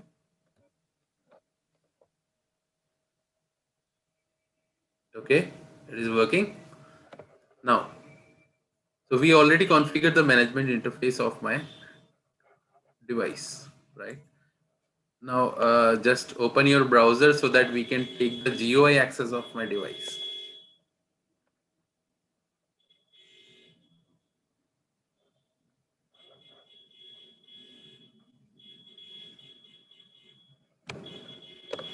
Now to access this, you need to type HTTP 192.168.43.10. Enter. All right, guys. So again, you are getting the GUI portal. You successfully got the access of your GUI portal of your firewall, right? Now you have to use the same username over here that we use to access through the CLI, right? Remember, when we access through CLI, we used one account with the name of admin, Admin was the username, and I have set it up one new password. Okay, all right. So let me enter to the username details, which is my username is admin, and this is my password. Now click on login. So this is how you can log into your firewall. Okay.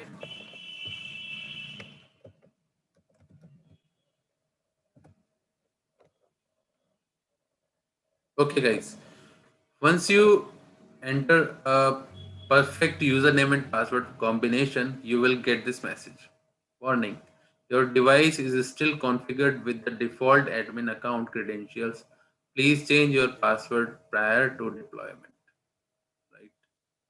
So you have to change your admin account password, or you have to create another user to access your firewall, right?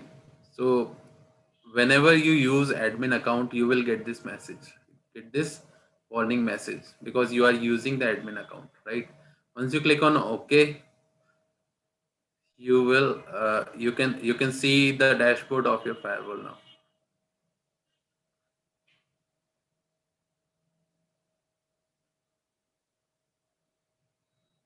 Money, this access is HTTPS. Which what? No, Just it now was you, 80. It was 80. It wasn't secure. I think okay, automatically did it, Vijay. okay. Hmm. I'm asking whether it's 80 or 443. Okay, it is 443, guys. No, it is not The 443, HTTP you because did. yes, because on the left hand side you can see the lock button has a cross sign, right? Once you click on it, you can see connection is not secure. It means you are not using HTTPS, right? It is connected with HTTP. For that, I need to enable the HTTPS to my port, HTTPS service to my port, right? So many So guys, from the client, obviously you were able to change the IP address of management. Are you not able to do from the general information here? Once you've logged on here, are you able to change the management IP address, or it can only be done through the CLI? we can do that. We can do that through GUI as well. Okay. Suppose now, how we can do that? Just go to the device tab. Now on the left hand side, we have one setup option, and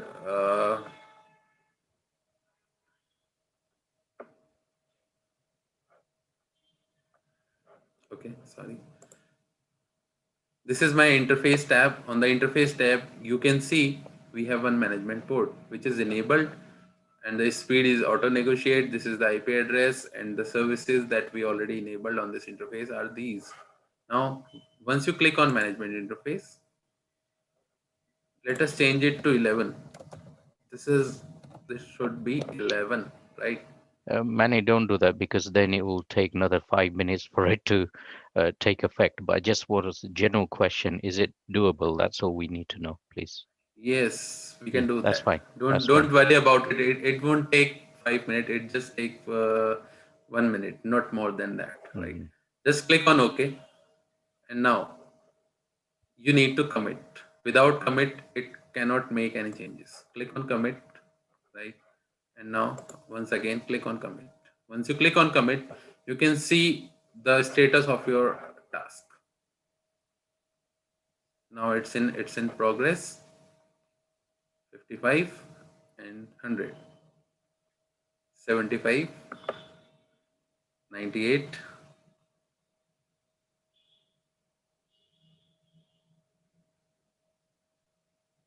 Okay, now you lost the access of your firewall dashboard.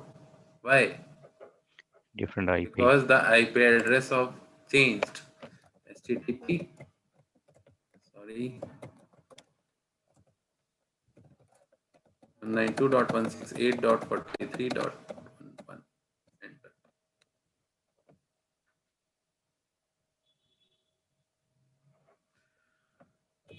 Okay, let us move to the CLI part. It is working fine. We don't have any kind of issue.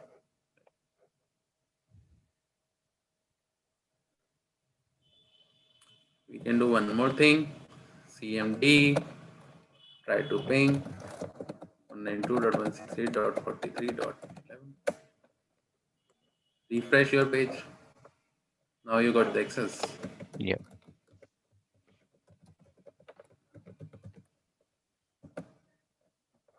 Okay. Admin.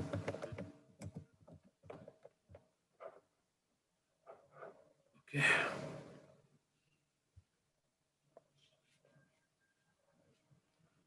Now we got the access of my dashboard with my new IP address. Right. Let me refresh this page. Are we able to access with the 43.10? No, it is not working. But with 11, it is working. With the 11 IP address, it is working. So we can change it in the live environment as well, right? So now the connection is timeout for 43.10.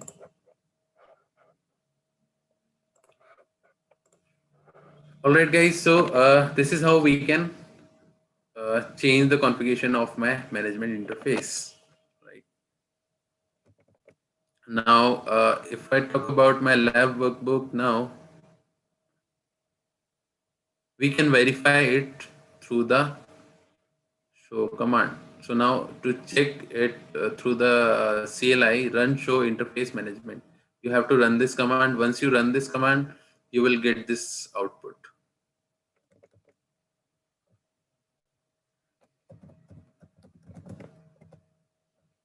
Run show interface management, enter. Once you enter it, you can see the updated IP address over here, 192.168.43.11, sorry. Clear, guys? Now next. Yep. Next point is, if you cabled your management port for external network access, verify that you have access to end from the firewall by using the ping from CLI. Now, let me show you one more thing. In the practical environment, suppose this is your firewall and this is the management IP interface, management IP address of your interface. Now, on the device tab, on the interface tab, we can see we have these all services enabled. It means we can send the ping request to this interface, we can SSH through this interface, we can HTTPS and telnet as well. So now let me open one software which is Putty, right? I hope we everyone know about this software. Yeah. Or very familiar with this software. So let me try to telnet or SSH my firewall. So the port number is 22 and I am going to SSH it. Once you click on open, yes, we can log in it, admin, and the password would be admin, right? Configure, enter, run, show management, show interface management, basically interface. It means you are able to access your firewall through SSH. Let me try to connect with telnet.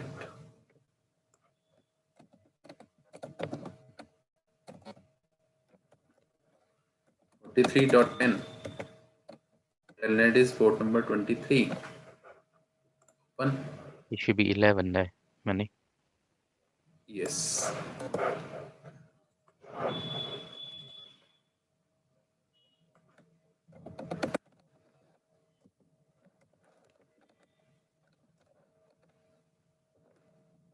Telnet 23.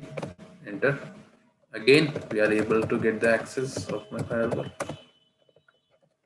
Right, guys, it means my telnet and SSH, both services are working, right? Now let us disable this service. Let me disable SSH and Telnet and click on OK. And once you save this configuration, you won't be able to access your firewall through SSH and Telnet.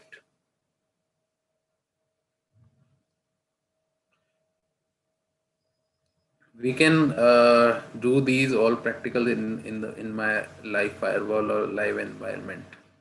You don't need to worry about it. Now the configuration committed successful. Okay, let me try to continue this session.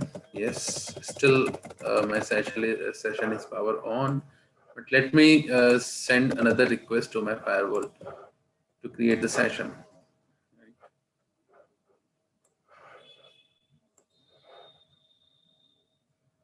192.168.43.11, port number 22, SSH, open.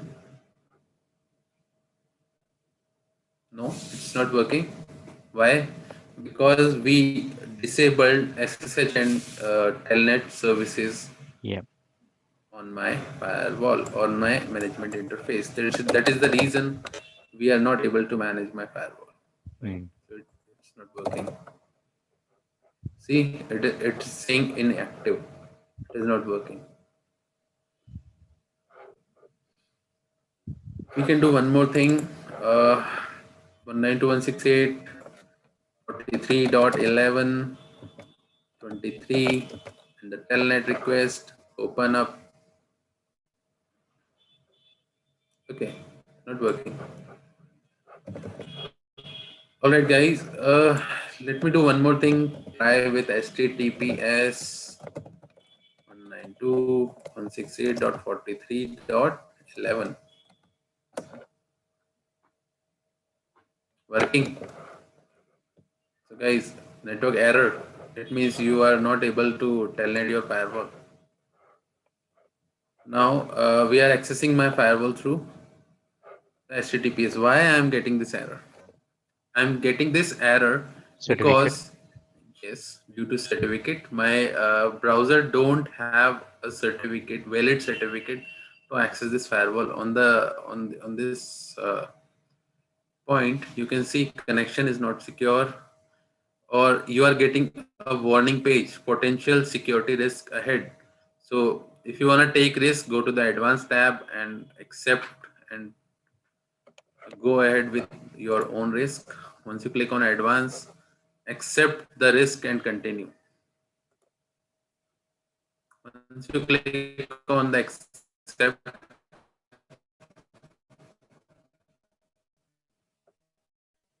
you are able to log in through the HTTPS. Right? If you want to disable the ping service, you can disable it.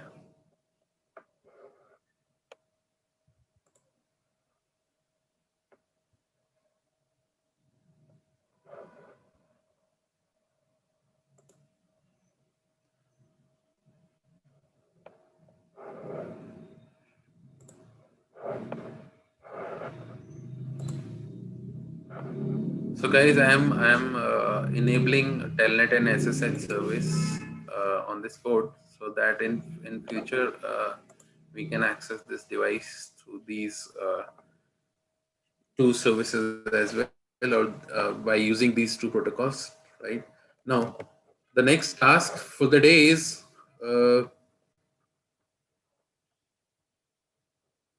now we have gone through with everything. Now how to access your GUI portal, how to configure your management interface, right? Apart from that, okay, let us go back to the dashboard. Now on dashboard, what you can see. Let me explain you the dashboard of this firewall. Now on the left hand side, you have journal information. In the journal information, you have the device name, which is host name of the device. This is the host name of your device, right?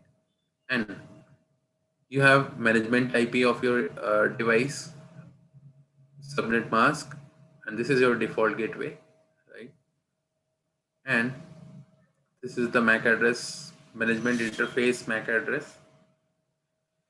This is your software version 9.00, and you are using this is your VMware ESXi. Basically, that's a OVA file that we deployed into my VMware, right?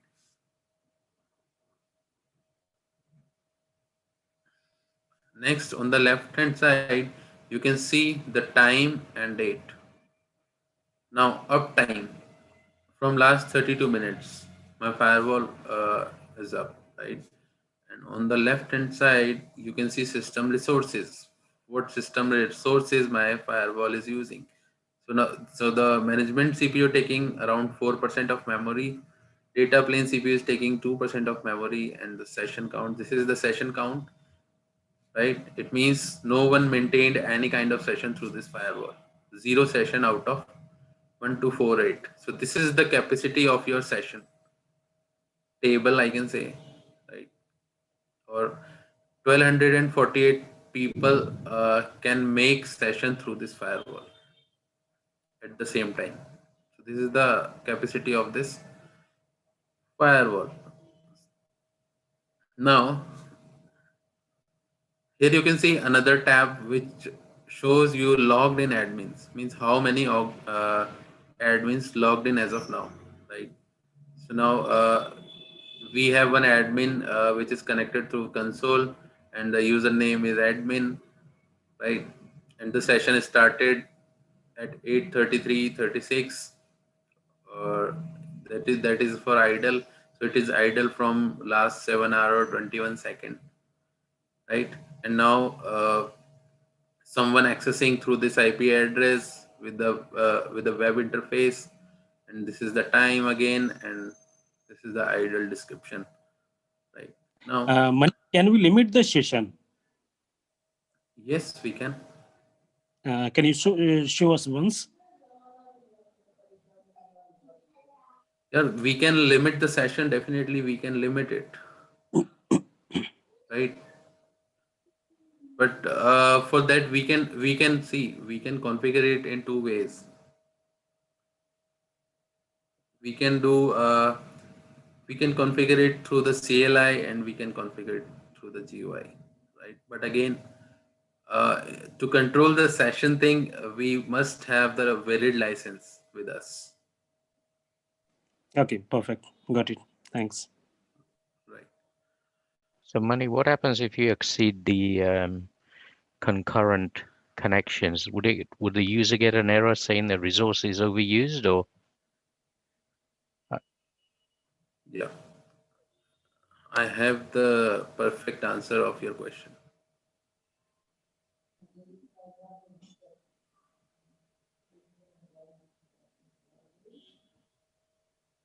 Suppose my firewall has a capacity of 5 connections at a time. This is my firewall, and the capacity of my firewall is 5 connection at a time, right? N 1 2 3 4 5 and 6. We have 6 users over here on my LAN side, right? So basically, my firewall works on first come first serve basis. First come first serve basis, right? And on the other hand, my firewall is connected with the internet, with my ISP, with my ISP. Now, suppose we have one 5 user, 1 2 3 4 5, and they all 5 user creating 5 sessions together, right? At the same time, right? At the same time, all 5 user connected with a server through the ISP. Now, suddenly, my 6th user, user 6, also want to send some packet through my firewall, right? My user 6 user also want to send some packets through this firewall. Once it try to send the packet through this firewall, my firewall will directly drop it over here on this interface.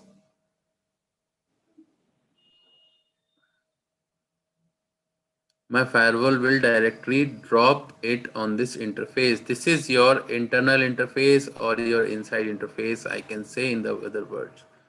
It will never ever process your connection through this firewall because you have only 5 connection of license.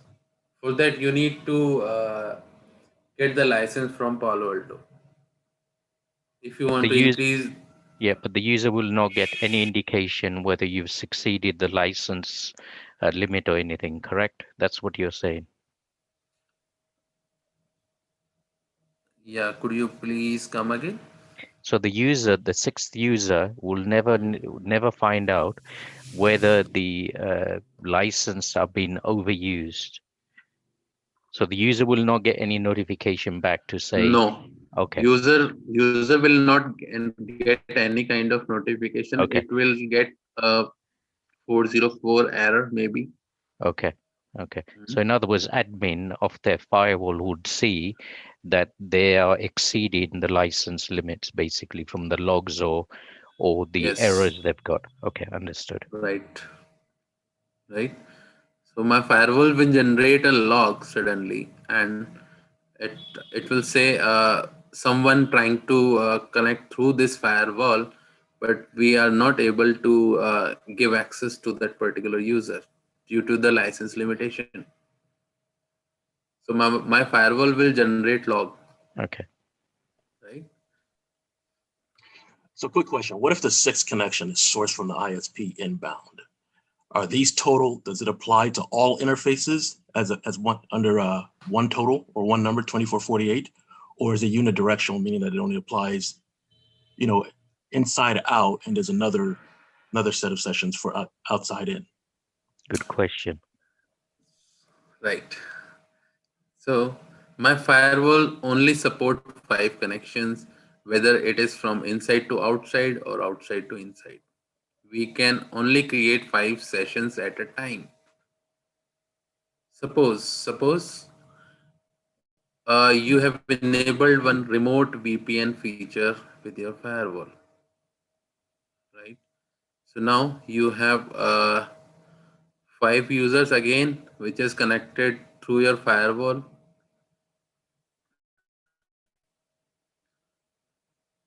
But suddenly one more user came into the picture. This is your sixth user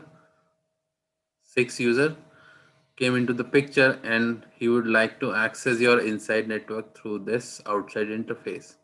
Once it sends the request, it will directly get dropped over here because my firewall is not able to capable my firewall is not capable to process the sixth session request due to the license issues. Yeah, so basically Right, we're guys? looking at bi-directional. Whatever the limit of the license Yes. is, it will commit to that. That's it. Yes, for sure. Right. So for that you need to get the license. One of the good example is a good example for that is due to this COVID situation, most of the employees working from home, right? Correct. And they all are connected through the ISP. Sorry, connected through the ISP with your firewall. Now they all created one VPN session with your firewall. Right? They all created one VPN session with your firewall.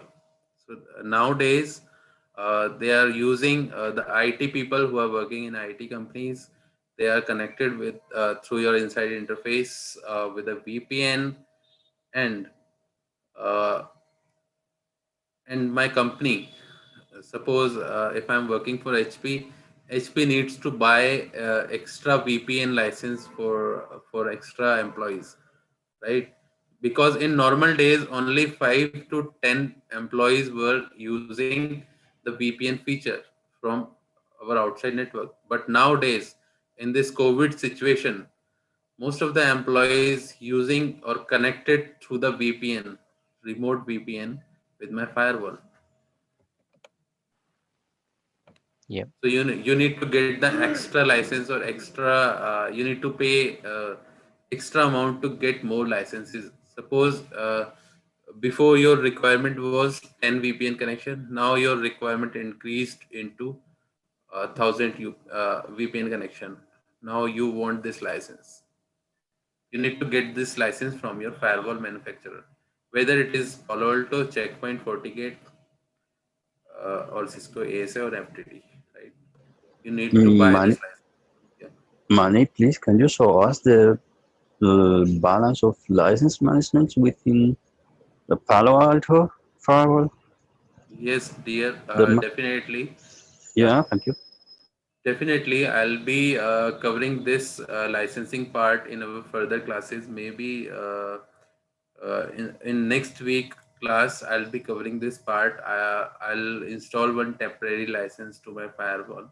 Right. I'll show you how we can upload the license file to my firewall, or how we can automatic download or update my firewall with the license file. Right. We do have access. We can upload the file through GUI and CLI as well. We have both of the options, right? So don't worry about it. I'll cover it in future classes for sure. Okay, Mani. What you just explained, the remote users will be able to configure that during the course of the training, or is that something that you won't be covering? Come back. So the remote users who are working Yes. from home, you'll be Yes. showing us how to configure the VPN from the client to connect to the remote office, or all those. You be showing us all that configuration. Guys, again, I have some license restrictions with me. Okay. Right. But I'll let you know how to configure, how to Sure. use it. Right. I'll give you some pictures about it. I'll send you some screenshot. Sure. I'll create one lab workbook where I'll be explaining everything, how to Okay. configure uh, your remote VPN and SSL VPN. You don't need to worry about it, or Okay. IPsec Excellent. VPN as well. Yes. Right. Because to configure any VPN, we do have fixed steps, right? It means that is predefined. We cannot change it, right? Okay. Yeah. So guys, let's move back to the lab portion, which is over here. So we already configured this, right? Now, management interface. Now, journal settings and services. You can change the host name through the GUI and CLI as well, right? So now I'm letting you know the way to change the host name through the GUI, right? Through the GUI. To change the host name of your device, click on device, and once you click on setup, on the left hand side, you have a management tab. Click on management tab. Now in the general setting tab, you have this settings button. Once you click on add it, you can change the host name of your device from here. Suppose this is your Palo Alto headquarter firewall, right? And if you want to put any domain name, like suppose cisco.com, if you are working for cisco.com, you can put any domain name, whatever you want, right? And you can also set one login banner from this tab, right? Suppose warning,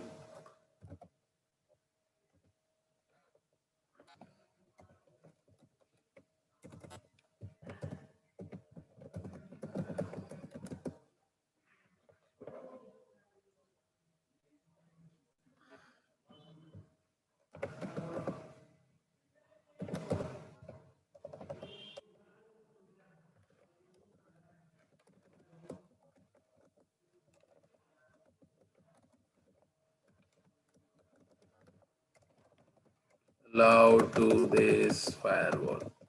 You can type any message. Now, just click on OK to make save changes. Now you can see this changes are saved, and you need to commit one more time. Click on commit and commit. Once you click on commit,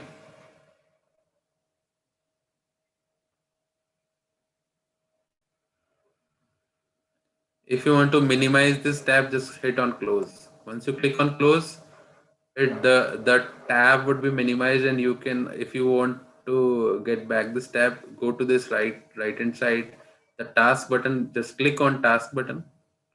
Once you click on task button, you can see all the tasks that we performed before, right? Now committing is in under process by admin, right? And you can see on the left hand side config logs. So these all are the logs. Let me not go through with it right now. Mani, yesterday you said if you don't commit, it goes into the draft. Within the draft, can you put an automation so that you can execute whatever commit you need to action? Let's say midnight. Are you able to do that, or it's only manual that you'd have to go into the draft and execute it manually? So let's say you've made some change, but you've not committed. It goes into whatever temporary file. Let's do that. Let's do that. Suppose this is your host name, Palo Alto -HQ -001. Click on OK. Now I am not clicking on commit, right? So what it says, there are pending push changes. Please push. Now I am going to log out this dashboard from this point, right? Log out. Now, so this is my banner, guys, that we set it up before when we were configuring the firewall, right? Now admin and admin, enter. Okay.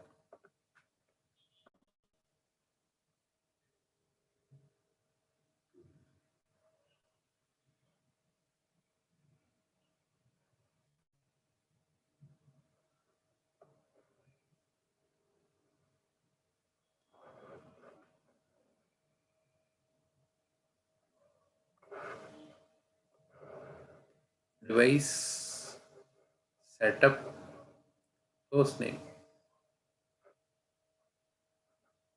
It is there.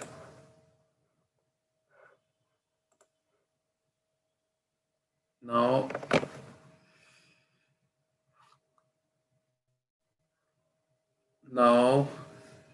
just tell me the answer of this question. Where my firewall saved this name, means on which memory or which plane. I never tried to commit it. Just let me show you my CLI portal over here.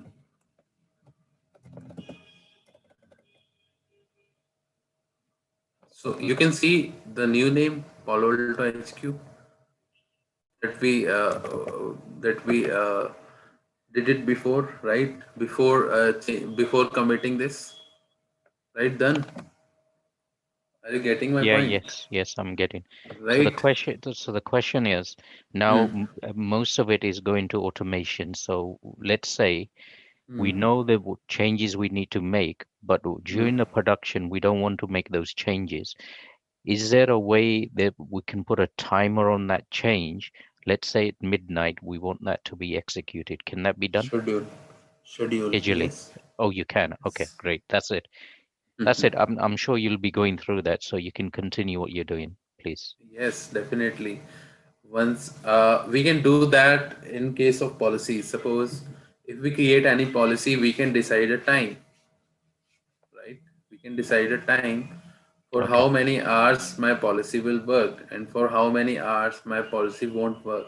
Oh, I see. Okay. Right? We can do that. All right, guys. So let me click on commit. And once we click on commit, now the firewall name got changed into Palo Alto HQ 001. Let us check on my CLI. Just hit enter. Keep on hitting enter so that we can check the update. Okay. It's It means done. your commit is done. Sure. Okay. Understood.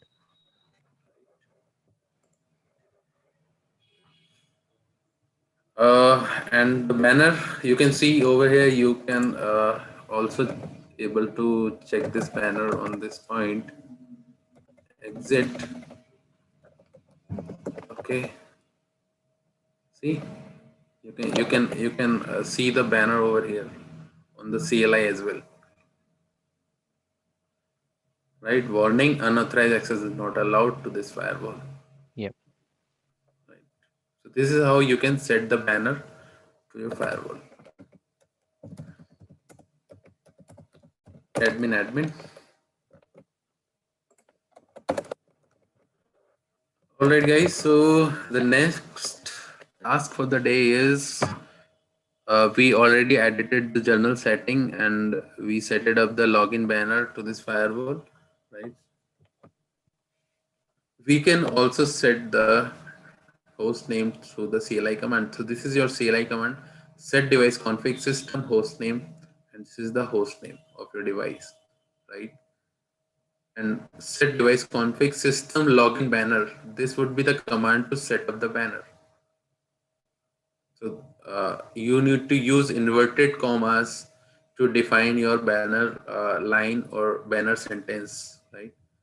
Next is set device config system domain. This command is to set the domain name, right? Now you must have to you must commit after making any changes with your firewall. Okay. Now next is to change the date and time of your firewall. Very simple command: set clock, date. This is the date of your firewall and the time. Guys, any questions about this setting up the date and all? So if there was an NTP server configured, we wouldn't need to do this manually, correct? Yes, if you if you have one NTP server in your running network, you don't need to set this clock manually. Okay. Because you just need to configure the NTP server, right? Sure.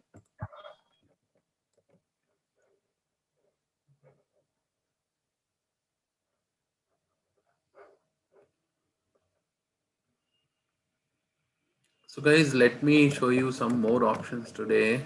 How to change the default password. Okay. Launch the internet browser on your computer by typing this URL. Type the admin, the both account name and password field, and click the login. Go to the administrator admin, the old password in the old password field. Now let me show you how do we do that.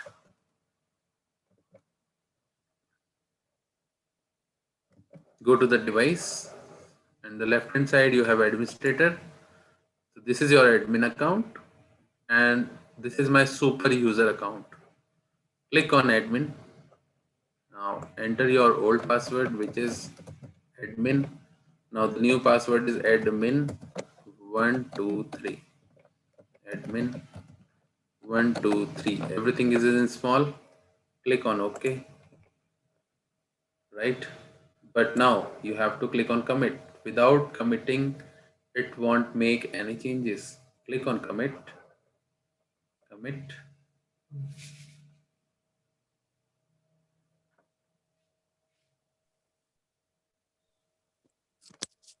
Hello, Mani. Yes. Will the draft remain same if the device reboots suddenly without giving commit? No. Okay. We lost the draft. If my device gets rebooted, we will lost that draft, definitely, for sure, because the draft basically installed in your temporary memory, which is RAM, random access memory. If you reload your device, reload or shut down your device, you will lost everything if you have not committed your task. Once you click on commit, your firewall will move all the commands from RAM to your NVRAM. This is your non-volatile RAM, where you have all the configurations. Right, guys? Okay. Yeah, your firewall has memory. Your firewall has one RAM, ROM, and flash memory.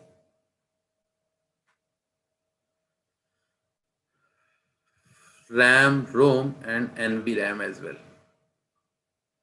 Your firewall has 4 memory, right? So without making any changes, your files go save on the RAM, right? Suppose I made any changes to my firewall, right? So my firewall, so this is a kind of your running configuration. This is your running configuration part, and once you click on commit button, once you commit any configuration, your configuration will gets moved from RAM to NVRAM. NVRAM is your permanent memory.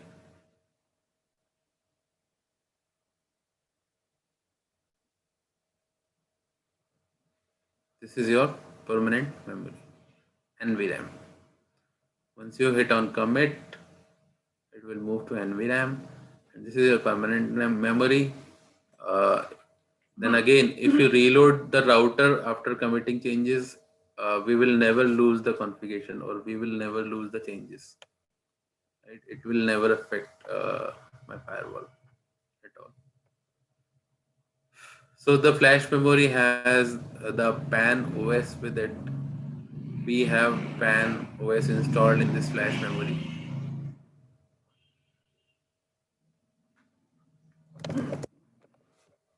Alright guys, so we change the password, click on close. Let me try to log out, and let me try to use it with login it with my new password, which is admin123. Login. Creating administrative session.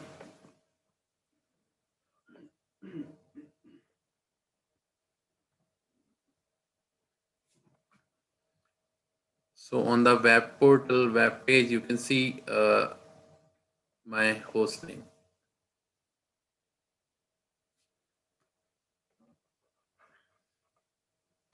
And Mani, are you going to be documenting if the password is lost or forgotten, total password to reset, like the Cisco, you go into ROM1. Obviously, you can't do that while it's on the web. Is there a steps you're going to give us to say how to change to the default password? How to change, or how to break, or how to reset? Yeah, well, let's say administrator who was administrating his firewall decide to leave, and there is no document to indicate what the password was. How does the company get to those default passwords? So in other words, get the the firewall in a state where it was default factory to build up the configuration. And obviously you can't do that on a web. So are you going to show us the steps, document the steps how to do that? Guys, definitely, if you need any help to resetting your firewall existing password, I can do that. I'll give you the steps definitely for sure. But in real time environment, suppose if you got stuck somewhere in your real environment, I'll suggest you to contact your TAC. Yep. So in other words, authorize wherever you purchase it from or whatever. Okay. Right. But in virtualized environment, like we are using any firewall for training purpose, we can do that. Okay. But that is not for the production network. I would not recommend you to use these all steps to the production network, right? Yep.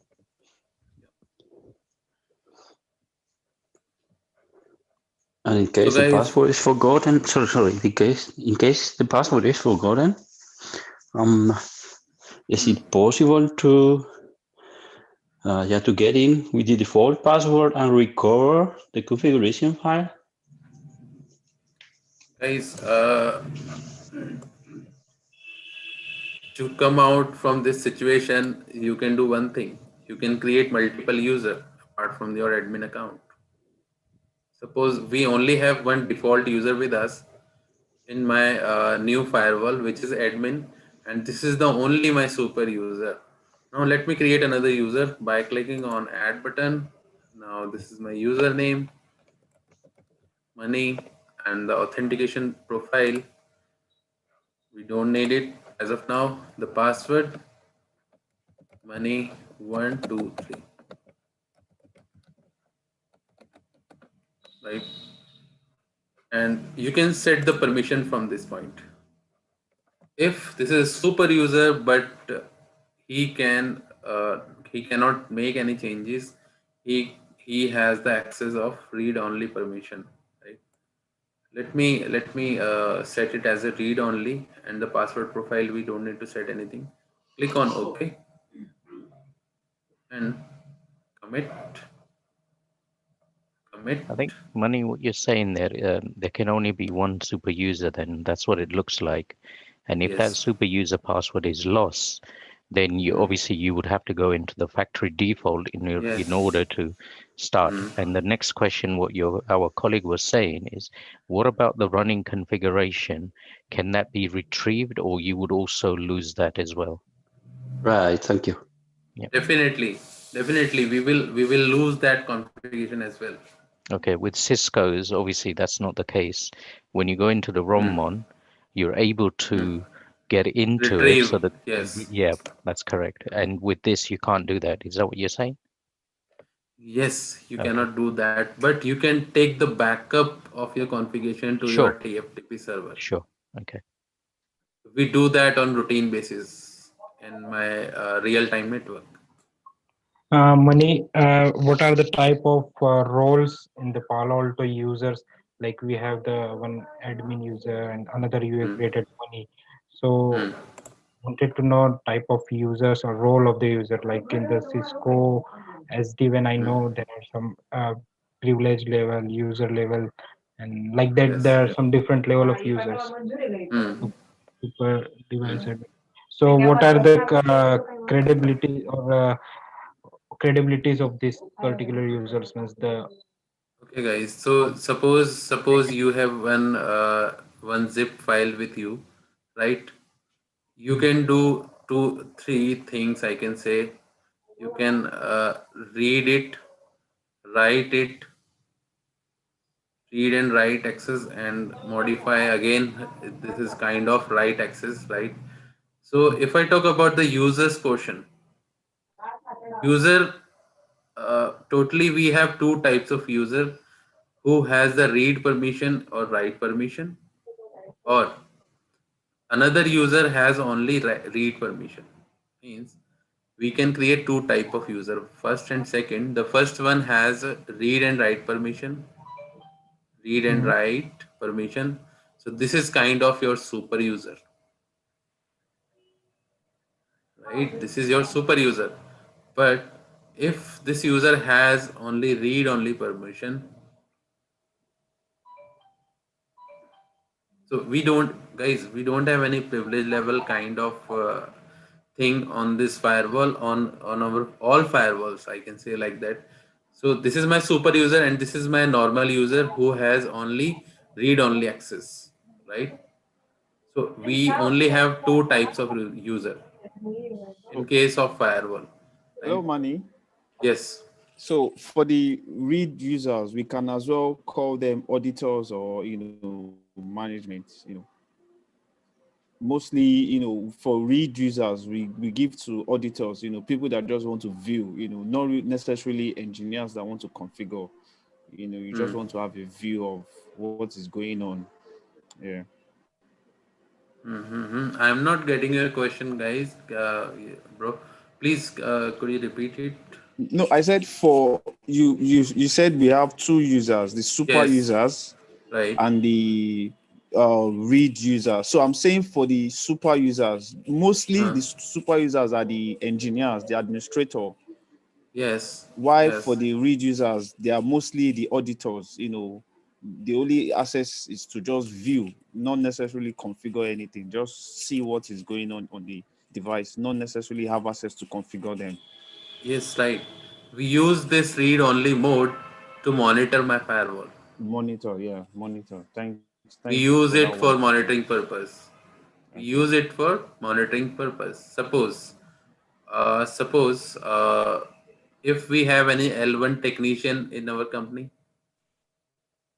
so we for L1 technician we give access only read only access to my L1 technician, and if you are L2 technician, you also have super user access with you, right? So that you can make or commit any changes to your firewall,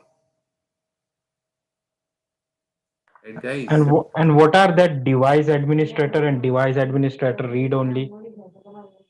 Again, super user has device administrator has some limited options over here.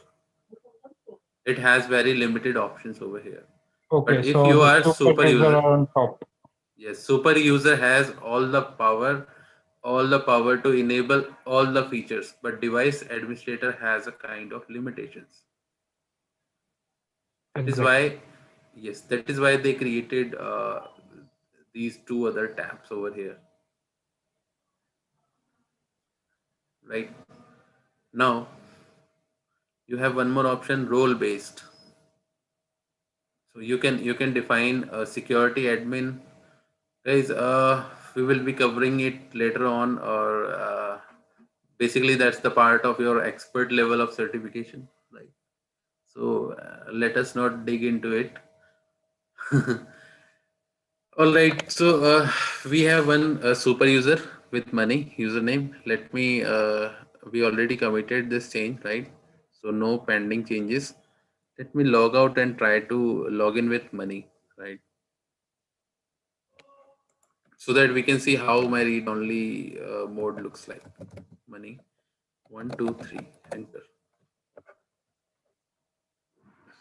Okay, guys, anyone remembered my password? So it is Admin 123. one. No. Money 123. It's money 1234. Okay, good. Money. Okay, capital M maybe. 2, 3, 4. Okay, last attempt. 123. Money 123. Guys, let us create another username. That would be the best option for us. Is it capital M money? Maybe. I forgot it. Manny, quick question. Yes. In the backup, are you able to edit the backup file to, let's say, remove a user and password as part of it? Let's say, for instance, you want to recover this device and the only option was to zeroize the device, but then upload from backup to restore all the configurations. Can you edit that config prior to uploading it here so that that user account is open? Yes. Yes, you can do that. Remember when we were talking about this lab access, uh, to take the access of my firewall, you can see this option XML API. Through this, you can edit the file. If you have knowledge about this XML or API thing, definitely you can do that. But that won't be the easy task, I think. Why? Because every password saved into encrypted form. How you are gonna remove it? How you are gonna generate a new password in encrypted form? How you are gonna do that? Because I'm not a software engineer, right, guys? So I don't have much idea about the coding part, but definitely you can do that if you have a good understanding of this XML and HTML, C++, C language and Java and all. Definitely, for sure, you can do that. Okay, I thank you. cannot say no. Yeah. Okay, a device administrator. So click on money and now change the password. Now it is admin. Everything is small. 1, 2, 3. Admin 1, 2, 3. This is super user read only. Click OK. Commit.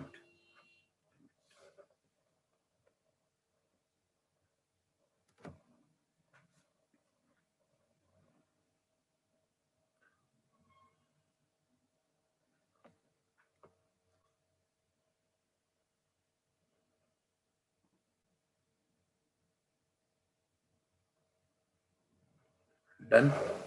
Log out.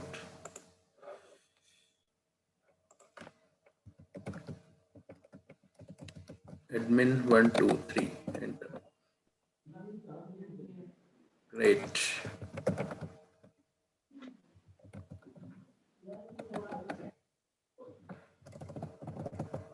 ADMIN 1, 2, 3. Okay, working. So now you cannot make any changes through this read only user. You can see everything.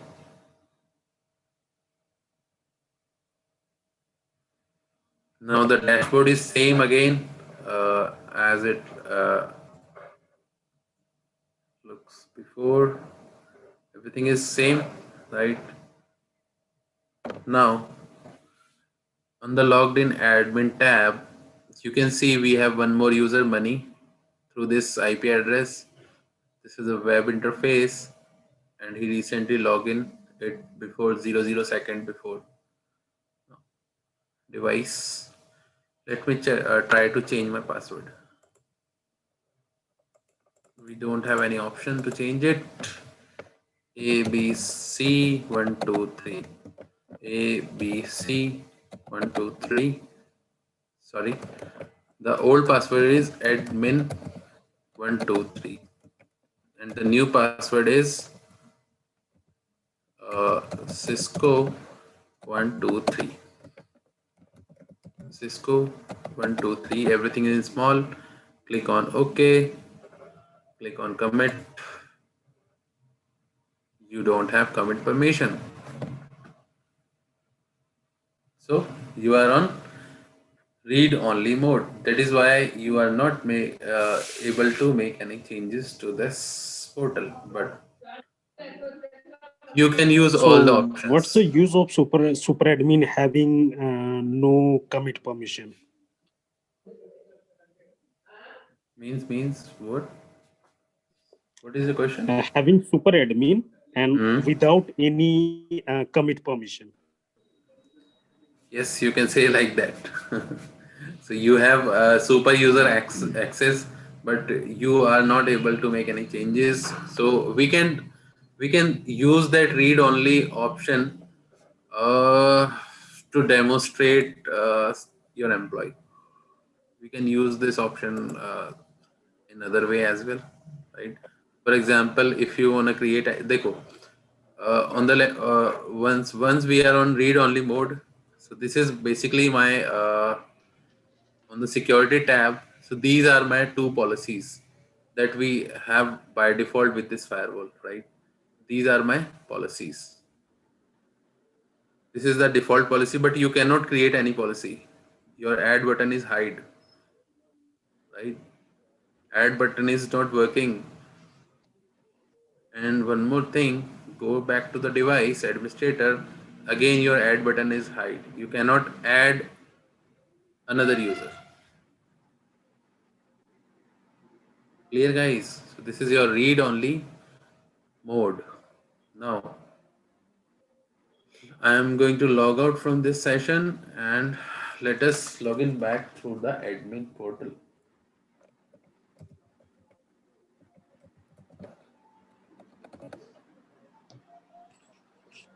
Well, besides attempting to commit and it denies you, where is there a place either on that dashboard that lets you know that you're in read-only mode without having to attempt to commit? Without attempting the commit? Yeah, could you please repeat your question? Right, you're logging in as a read-only account. Yes. Is there anywhere on this interface that lets you know that you're in read-only mode without having to click through the options or attempting a commit?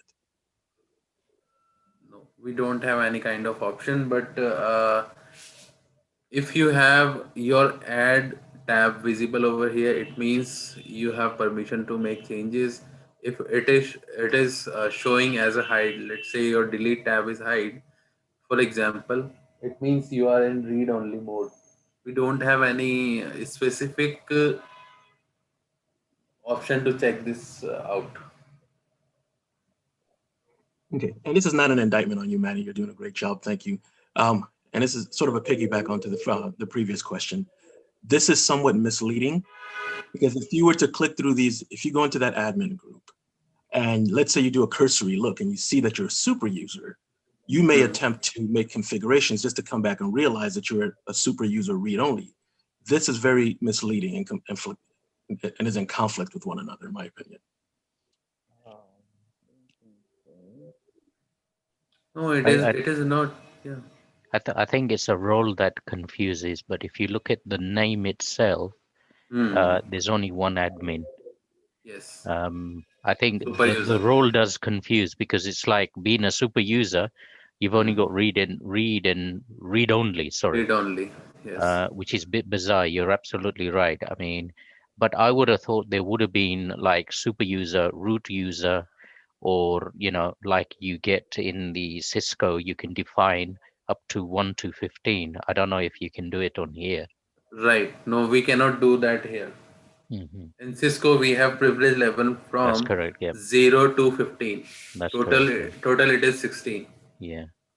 Right. And we have some predefined privilege level in case of Cisco 0, 1, and 15. That is predefined. And from 2 to 14, you can define by your own. Correct. You can, you can configure it manually, but in Palo Alto, we don't have any kind of option. Okay. But with yourself, Manny, you couldn't have added yourself as a super user. You would have to log in as admin. That's the only option you've got if you want to log in as super user. Is that correct? Yes. Okay. This is the only admin account we have. Okay. So what happens if there's several admin users? They would be then using one credential in order to connect to this device. Is that? I would have thought it would be user level where, let's say, Money has got admin rights. He should be able to log in with his details so that at least it would tag who made the change. At least you can, have some sort of a, responsibility. Otherwise, if everybody's called admin, let's say you got 10 admins, how are you going to know which admin made the changes and how would you prosecute that person? Exactly. Role can be defined according to name. Okay. Like whenever you're creating user, so you can define that, which type of role you're going to provide them. So Money can add himself. I mean, it might be because we don't have the license on this. Is that the reason why we don't see Money being added to a super user? Money, can you please create one user and just define the role as a super user? We can create multiple, I think, as a super user.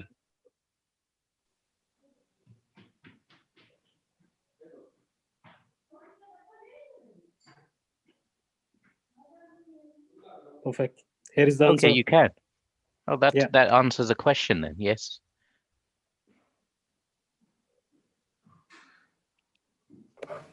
Great. Thank you very much. Yeah, you've answered our questions. Yeah. Yeah. Thanks. Great. Thanks, Mani. You can proceed. Yes. So guys, just give me a second. Let me show you some logs.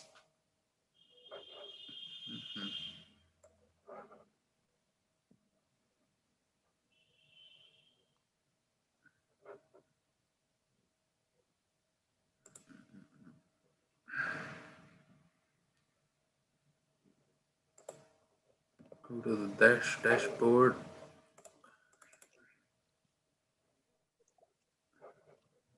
Okay. Monitoring tab on the left hand side.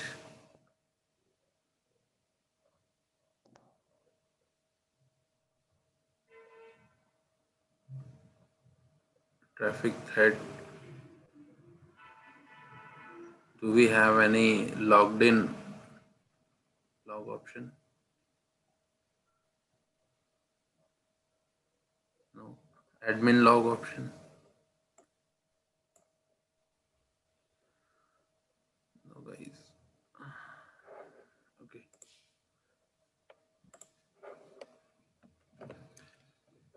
All right, guys. So now how to change default password? We already did that, right?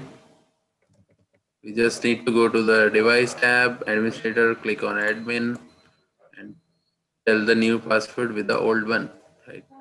Now, I'll show you some buttons. On the right hand side, we have config tab. Once you click on config, you can also Mani, is revert there the any way to changes. reset the password instead of change the password? Reset the password. Yeah. Instead of changing the password. Yeah. Just let's consider for the user Cisco. Right. Just check if we have this option. Yes, I got your point. But again, once you get one brand new firewall, you will get that option. But once you set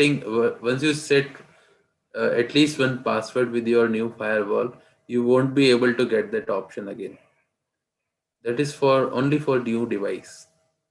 The option that you are talking about, you will get this option once you buy a new firewall. No, like we And create a user Cisco. Yes. Okay, so if that user forget the password, so is there any way to reset the password for that particular user only? Yeah, another super user can reset it. There is only one way. If you have admin user with you, right? Suppose Cisco user forget its password, so admin user will help to reset this password, because admin user also has the same permission, like, or No, but you can say, yeah. Yes, while yes. changing the password, it always asking for the old password. Yes, I know you are talking about resetting the password, but yeah, but my answer of this question is, once you buy a new firewall, once you buy a new device, you will be prompted to set up the new password, right? I think what he's saying is, let's say One more thing. Cisco user loses his old password. How do you then override? Because when you reset the password, first thing it says is, what's the old password? Well, Cisco's forgotten the password. How does one override that information?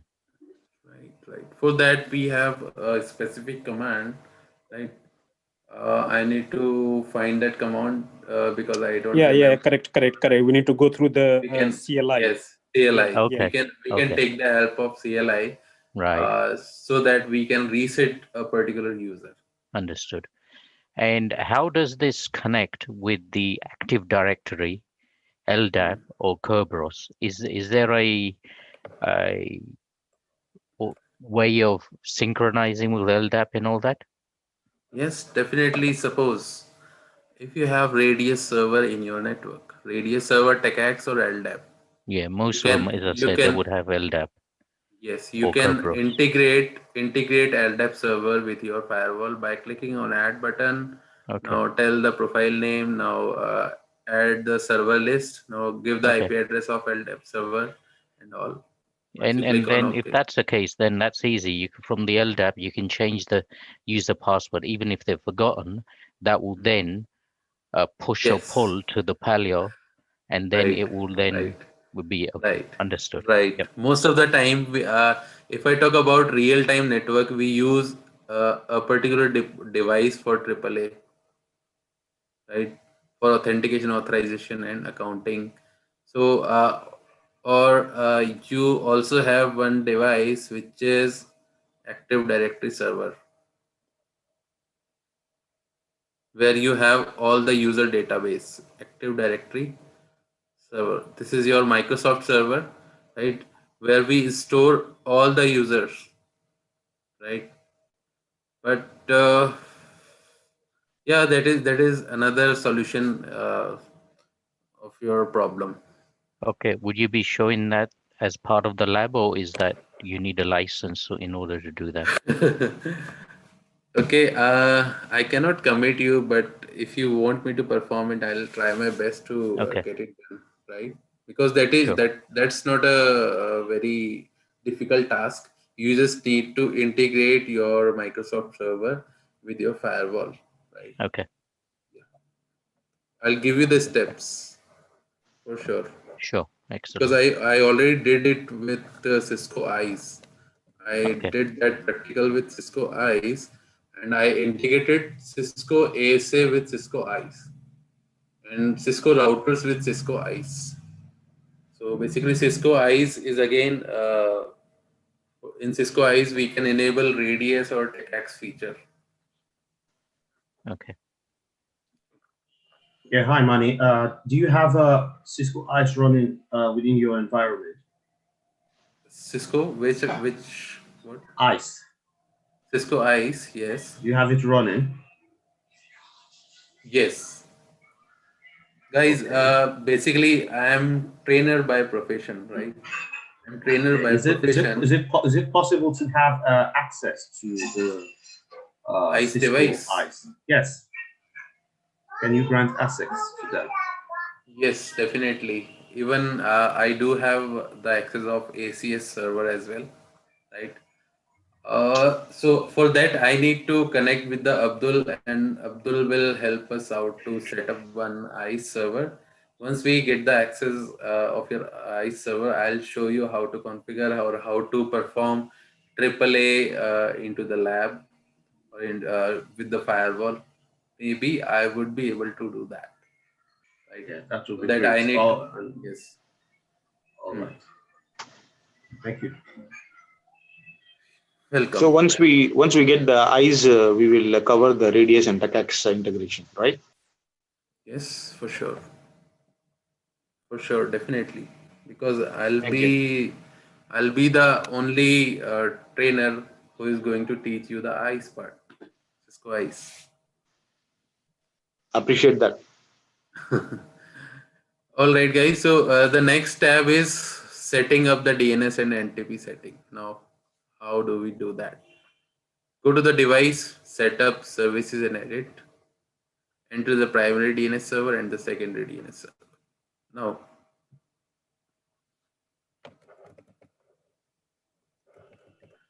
Mani, go to someone the was asking in the chat, like how long the class is going to be. Okay, guys. So just after, so I think it's 3 hours, right? Okay, 3 hours of class. So let me complete this practical. After completing this practical, we will end the today's class for as of now, right? And from today onwards, I'll be able to get the access of my lab. We have seen some, we have gone through with some circumstances today. I don't know why and what's the reason behind that, but I'll fix it up. Don't worry about it. Right. So now let us configure the DNS server. Then we'll DNS server and NTP server. Then we will end this class. So guys, to set up the DNS server, go to the device, then setup, then services. This is your services tab, and you can see you have the settings over here. Click on the setting button. Once you click on the setting button, you can define the primary DNS server. So your primary DNS server should be 8.8.8.8, and this is your secondary DNS server. Right, guys? So this is how you can set the primary DNS server and secondary DNS server. Next, on the next tab, you can see you have one NTP option over here, right? Just click on NTP. Once you click on NTP, from NTP tab, you can tell the IP address. Suppose this is your 10.1.1.1. So you need to give the IP address of your NTP server, right? This is your primary NTP server and this is your backup NTP server. In case of primary NTP server, it will fetch the date and time from this secondary server, right? Next is authentication type, which is none as of now. Click on authentication type, symmetric key and auto key, right guys? For symmetric key and auto key, I'll be telling you the key part when we will start the VPN topic. I'll let you know what is symmetric key and what is asymmetric key and what is SHA and what is MD5. I'll be covering all these topics, all these things in our further classes. When we talk about the VPN, site-to-site VPN or IPsec VPN, I'll explain you what is MD5 and I'll also explain you what is SHA algorithm. And again, I'll be explaining you symmetric key, and we do have one more key over here, which is auto key. Is it possible to use SHA2 version 2? This one? Click there in symmetric key. Yeah, Symmetric key. Yes, symmetric key. We can use that. But for that, you need to tell the algorithm.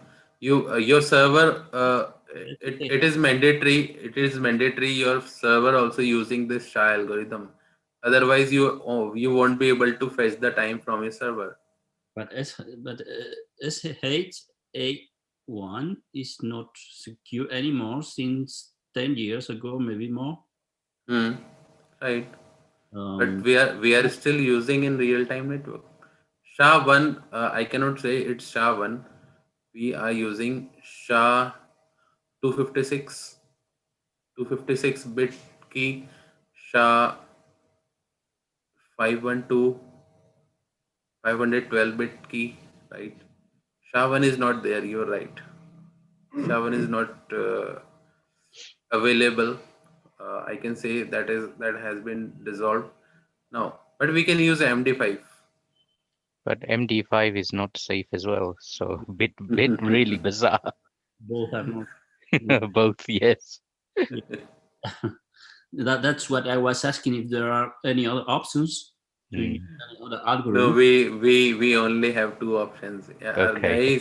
Guys, this is just for NTP server. Why you? Yeah, want which it is more understandable. secure? It's only looking at the time rather than the encryption. Yes, I understand. Correct. Okay, thank you. Yes, welcome. So now let me set up one more time my server, IP address.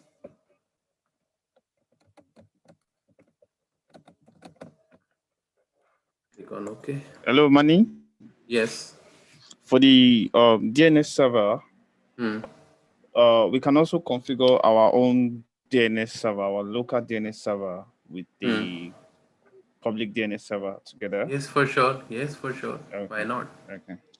Yes. If you have your own DNS server, you can do that. As of now, in my environment, I don't have any DNS server. That is why I'm using my Google DNS server, right? So after entering this DNS server, your firewall would be able to access the internet. Let us try to access it. Ping host. Okay. Ping host 8.8.8.8. So now I am getting reply from my google.com server. Can we ping host google.com? Let's see.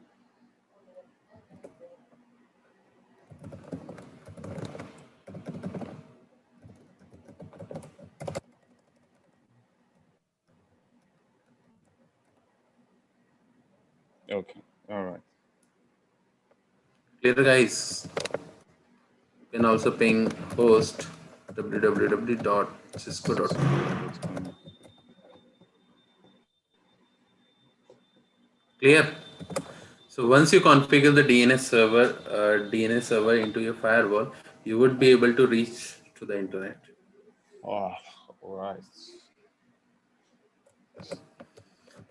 So guys, any more questions about today's session? Because today we are done with the thing, right? All the steps. Yo, I'm clapping for you. We've covered a lot today. Yes, yes.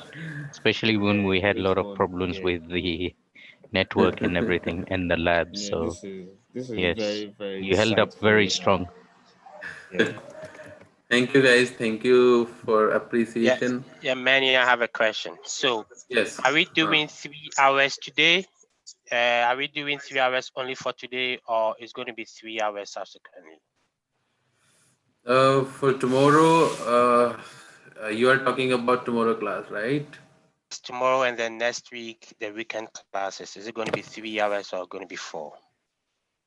It is going to be 4 hour because this is our first week. That's why I'm not making it very hard for you, right? What we will do is we can do one thing. After every 1 hour of class, we can take 5 minutes of break. So that would help us to restore the energy of our body, right? That would that's be a great helpful, I idea. think. Yes. Right. So after every 1 hour of class, we can take 5 to 7 minutes of break. That would be the good idea, I think. Guys, any question about this idea? Can Yes, we do that that? sounds good.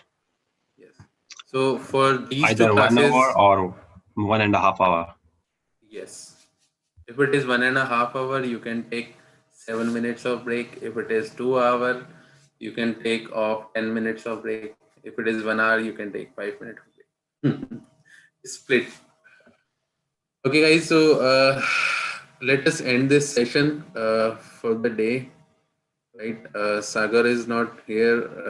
I think Sagar is not here with us because he has another batch with him. Right, guys. So any more question? No, thank you very much. Yes, please, Manny. Can we have the workbook for the lab? Yes, for sure. I'll share this workbook over the Slack community, right? So, guys, I recently joined the Slack. Let me show you the page.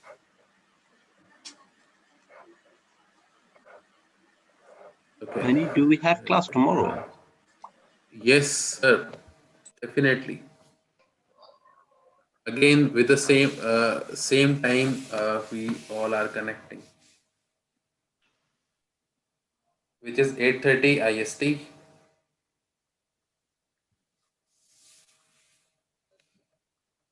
Money. Next class is tomorrow. Sorry. Tomorrow there will not be the free class or the demo class, right? From tomorrow onwards, we will be starting or continuing the present batch. The people who already enrolled for this training, right? If you want to enroll for this training, you can contact Sagar, right? Uh, I think he already shared his contact details with you. If you want anything, you can drop in the chat box. Okay. Right? Or you can do one more thing.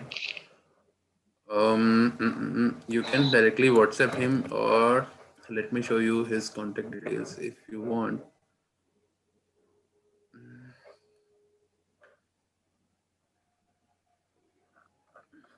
He's sending This email. is Yeah. yes. This is the WhatsApp number, right? 9739521088. You can contact on this number, right? Sagar will help you out with the enrollment part and all. Right. Also, you can visit the website to get the contact information. We do have YouTube channel, and we do have one Gmail address. You can send an email to this address for any query. All right, guys. So this is 11:36 from India. 11:36 p.m. Thanks, Mani. Thanks a lot. Thank you. Yeah. Thanks, very Mani. much. Appreciate. Okay. See you tomorrow. Sure. Thanks. Bye. Sure. Okay. Bye, guys. Bye, guys. Good night. Yes. Bye, Good bye. night. Thanks, Mani. Bye bye. Yeah. Bye.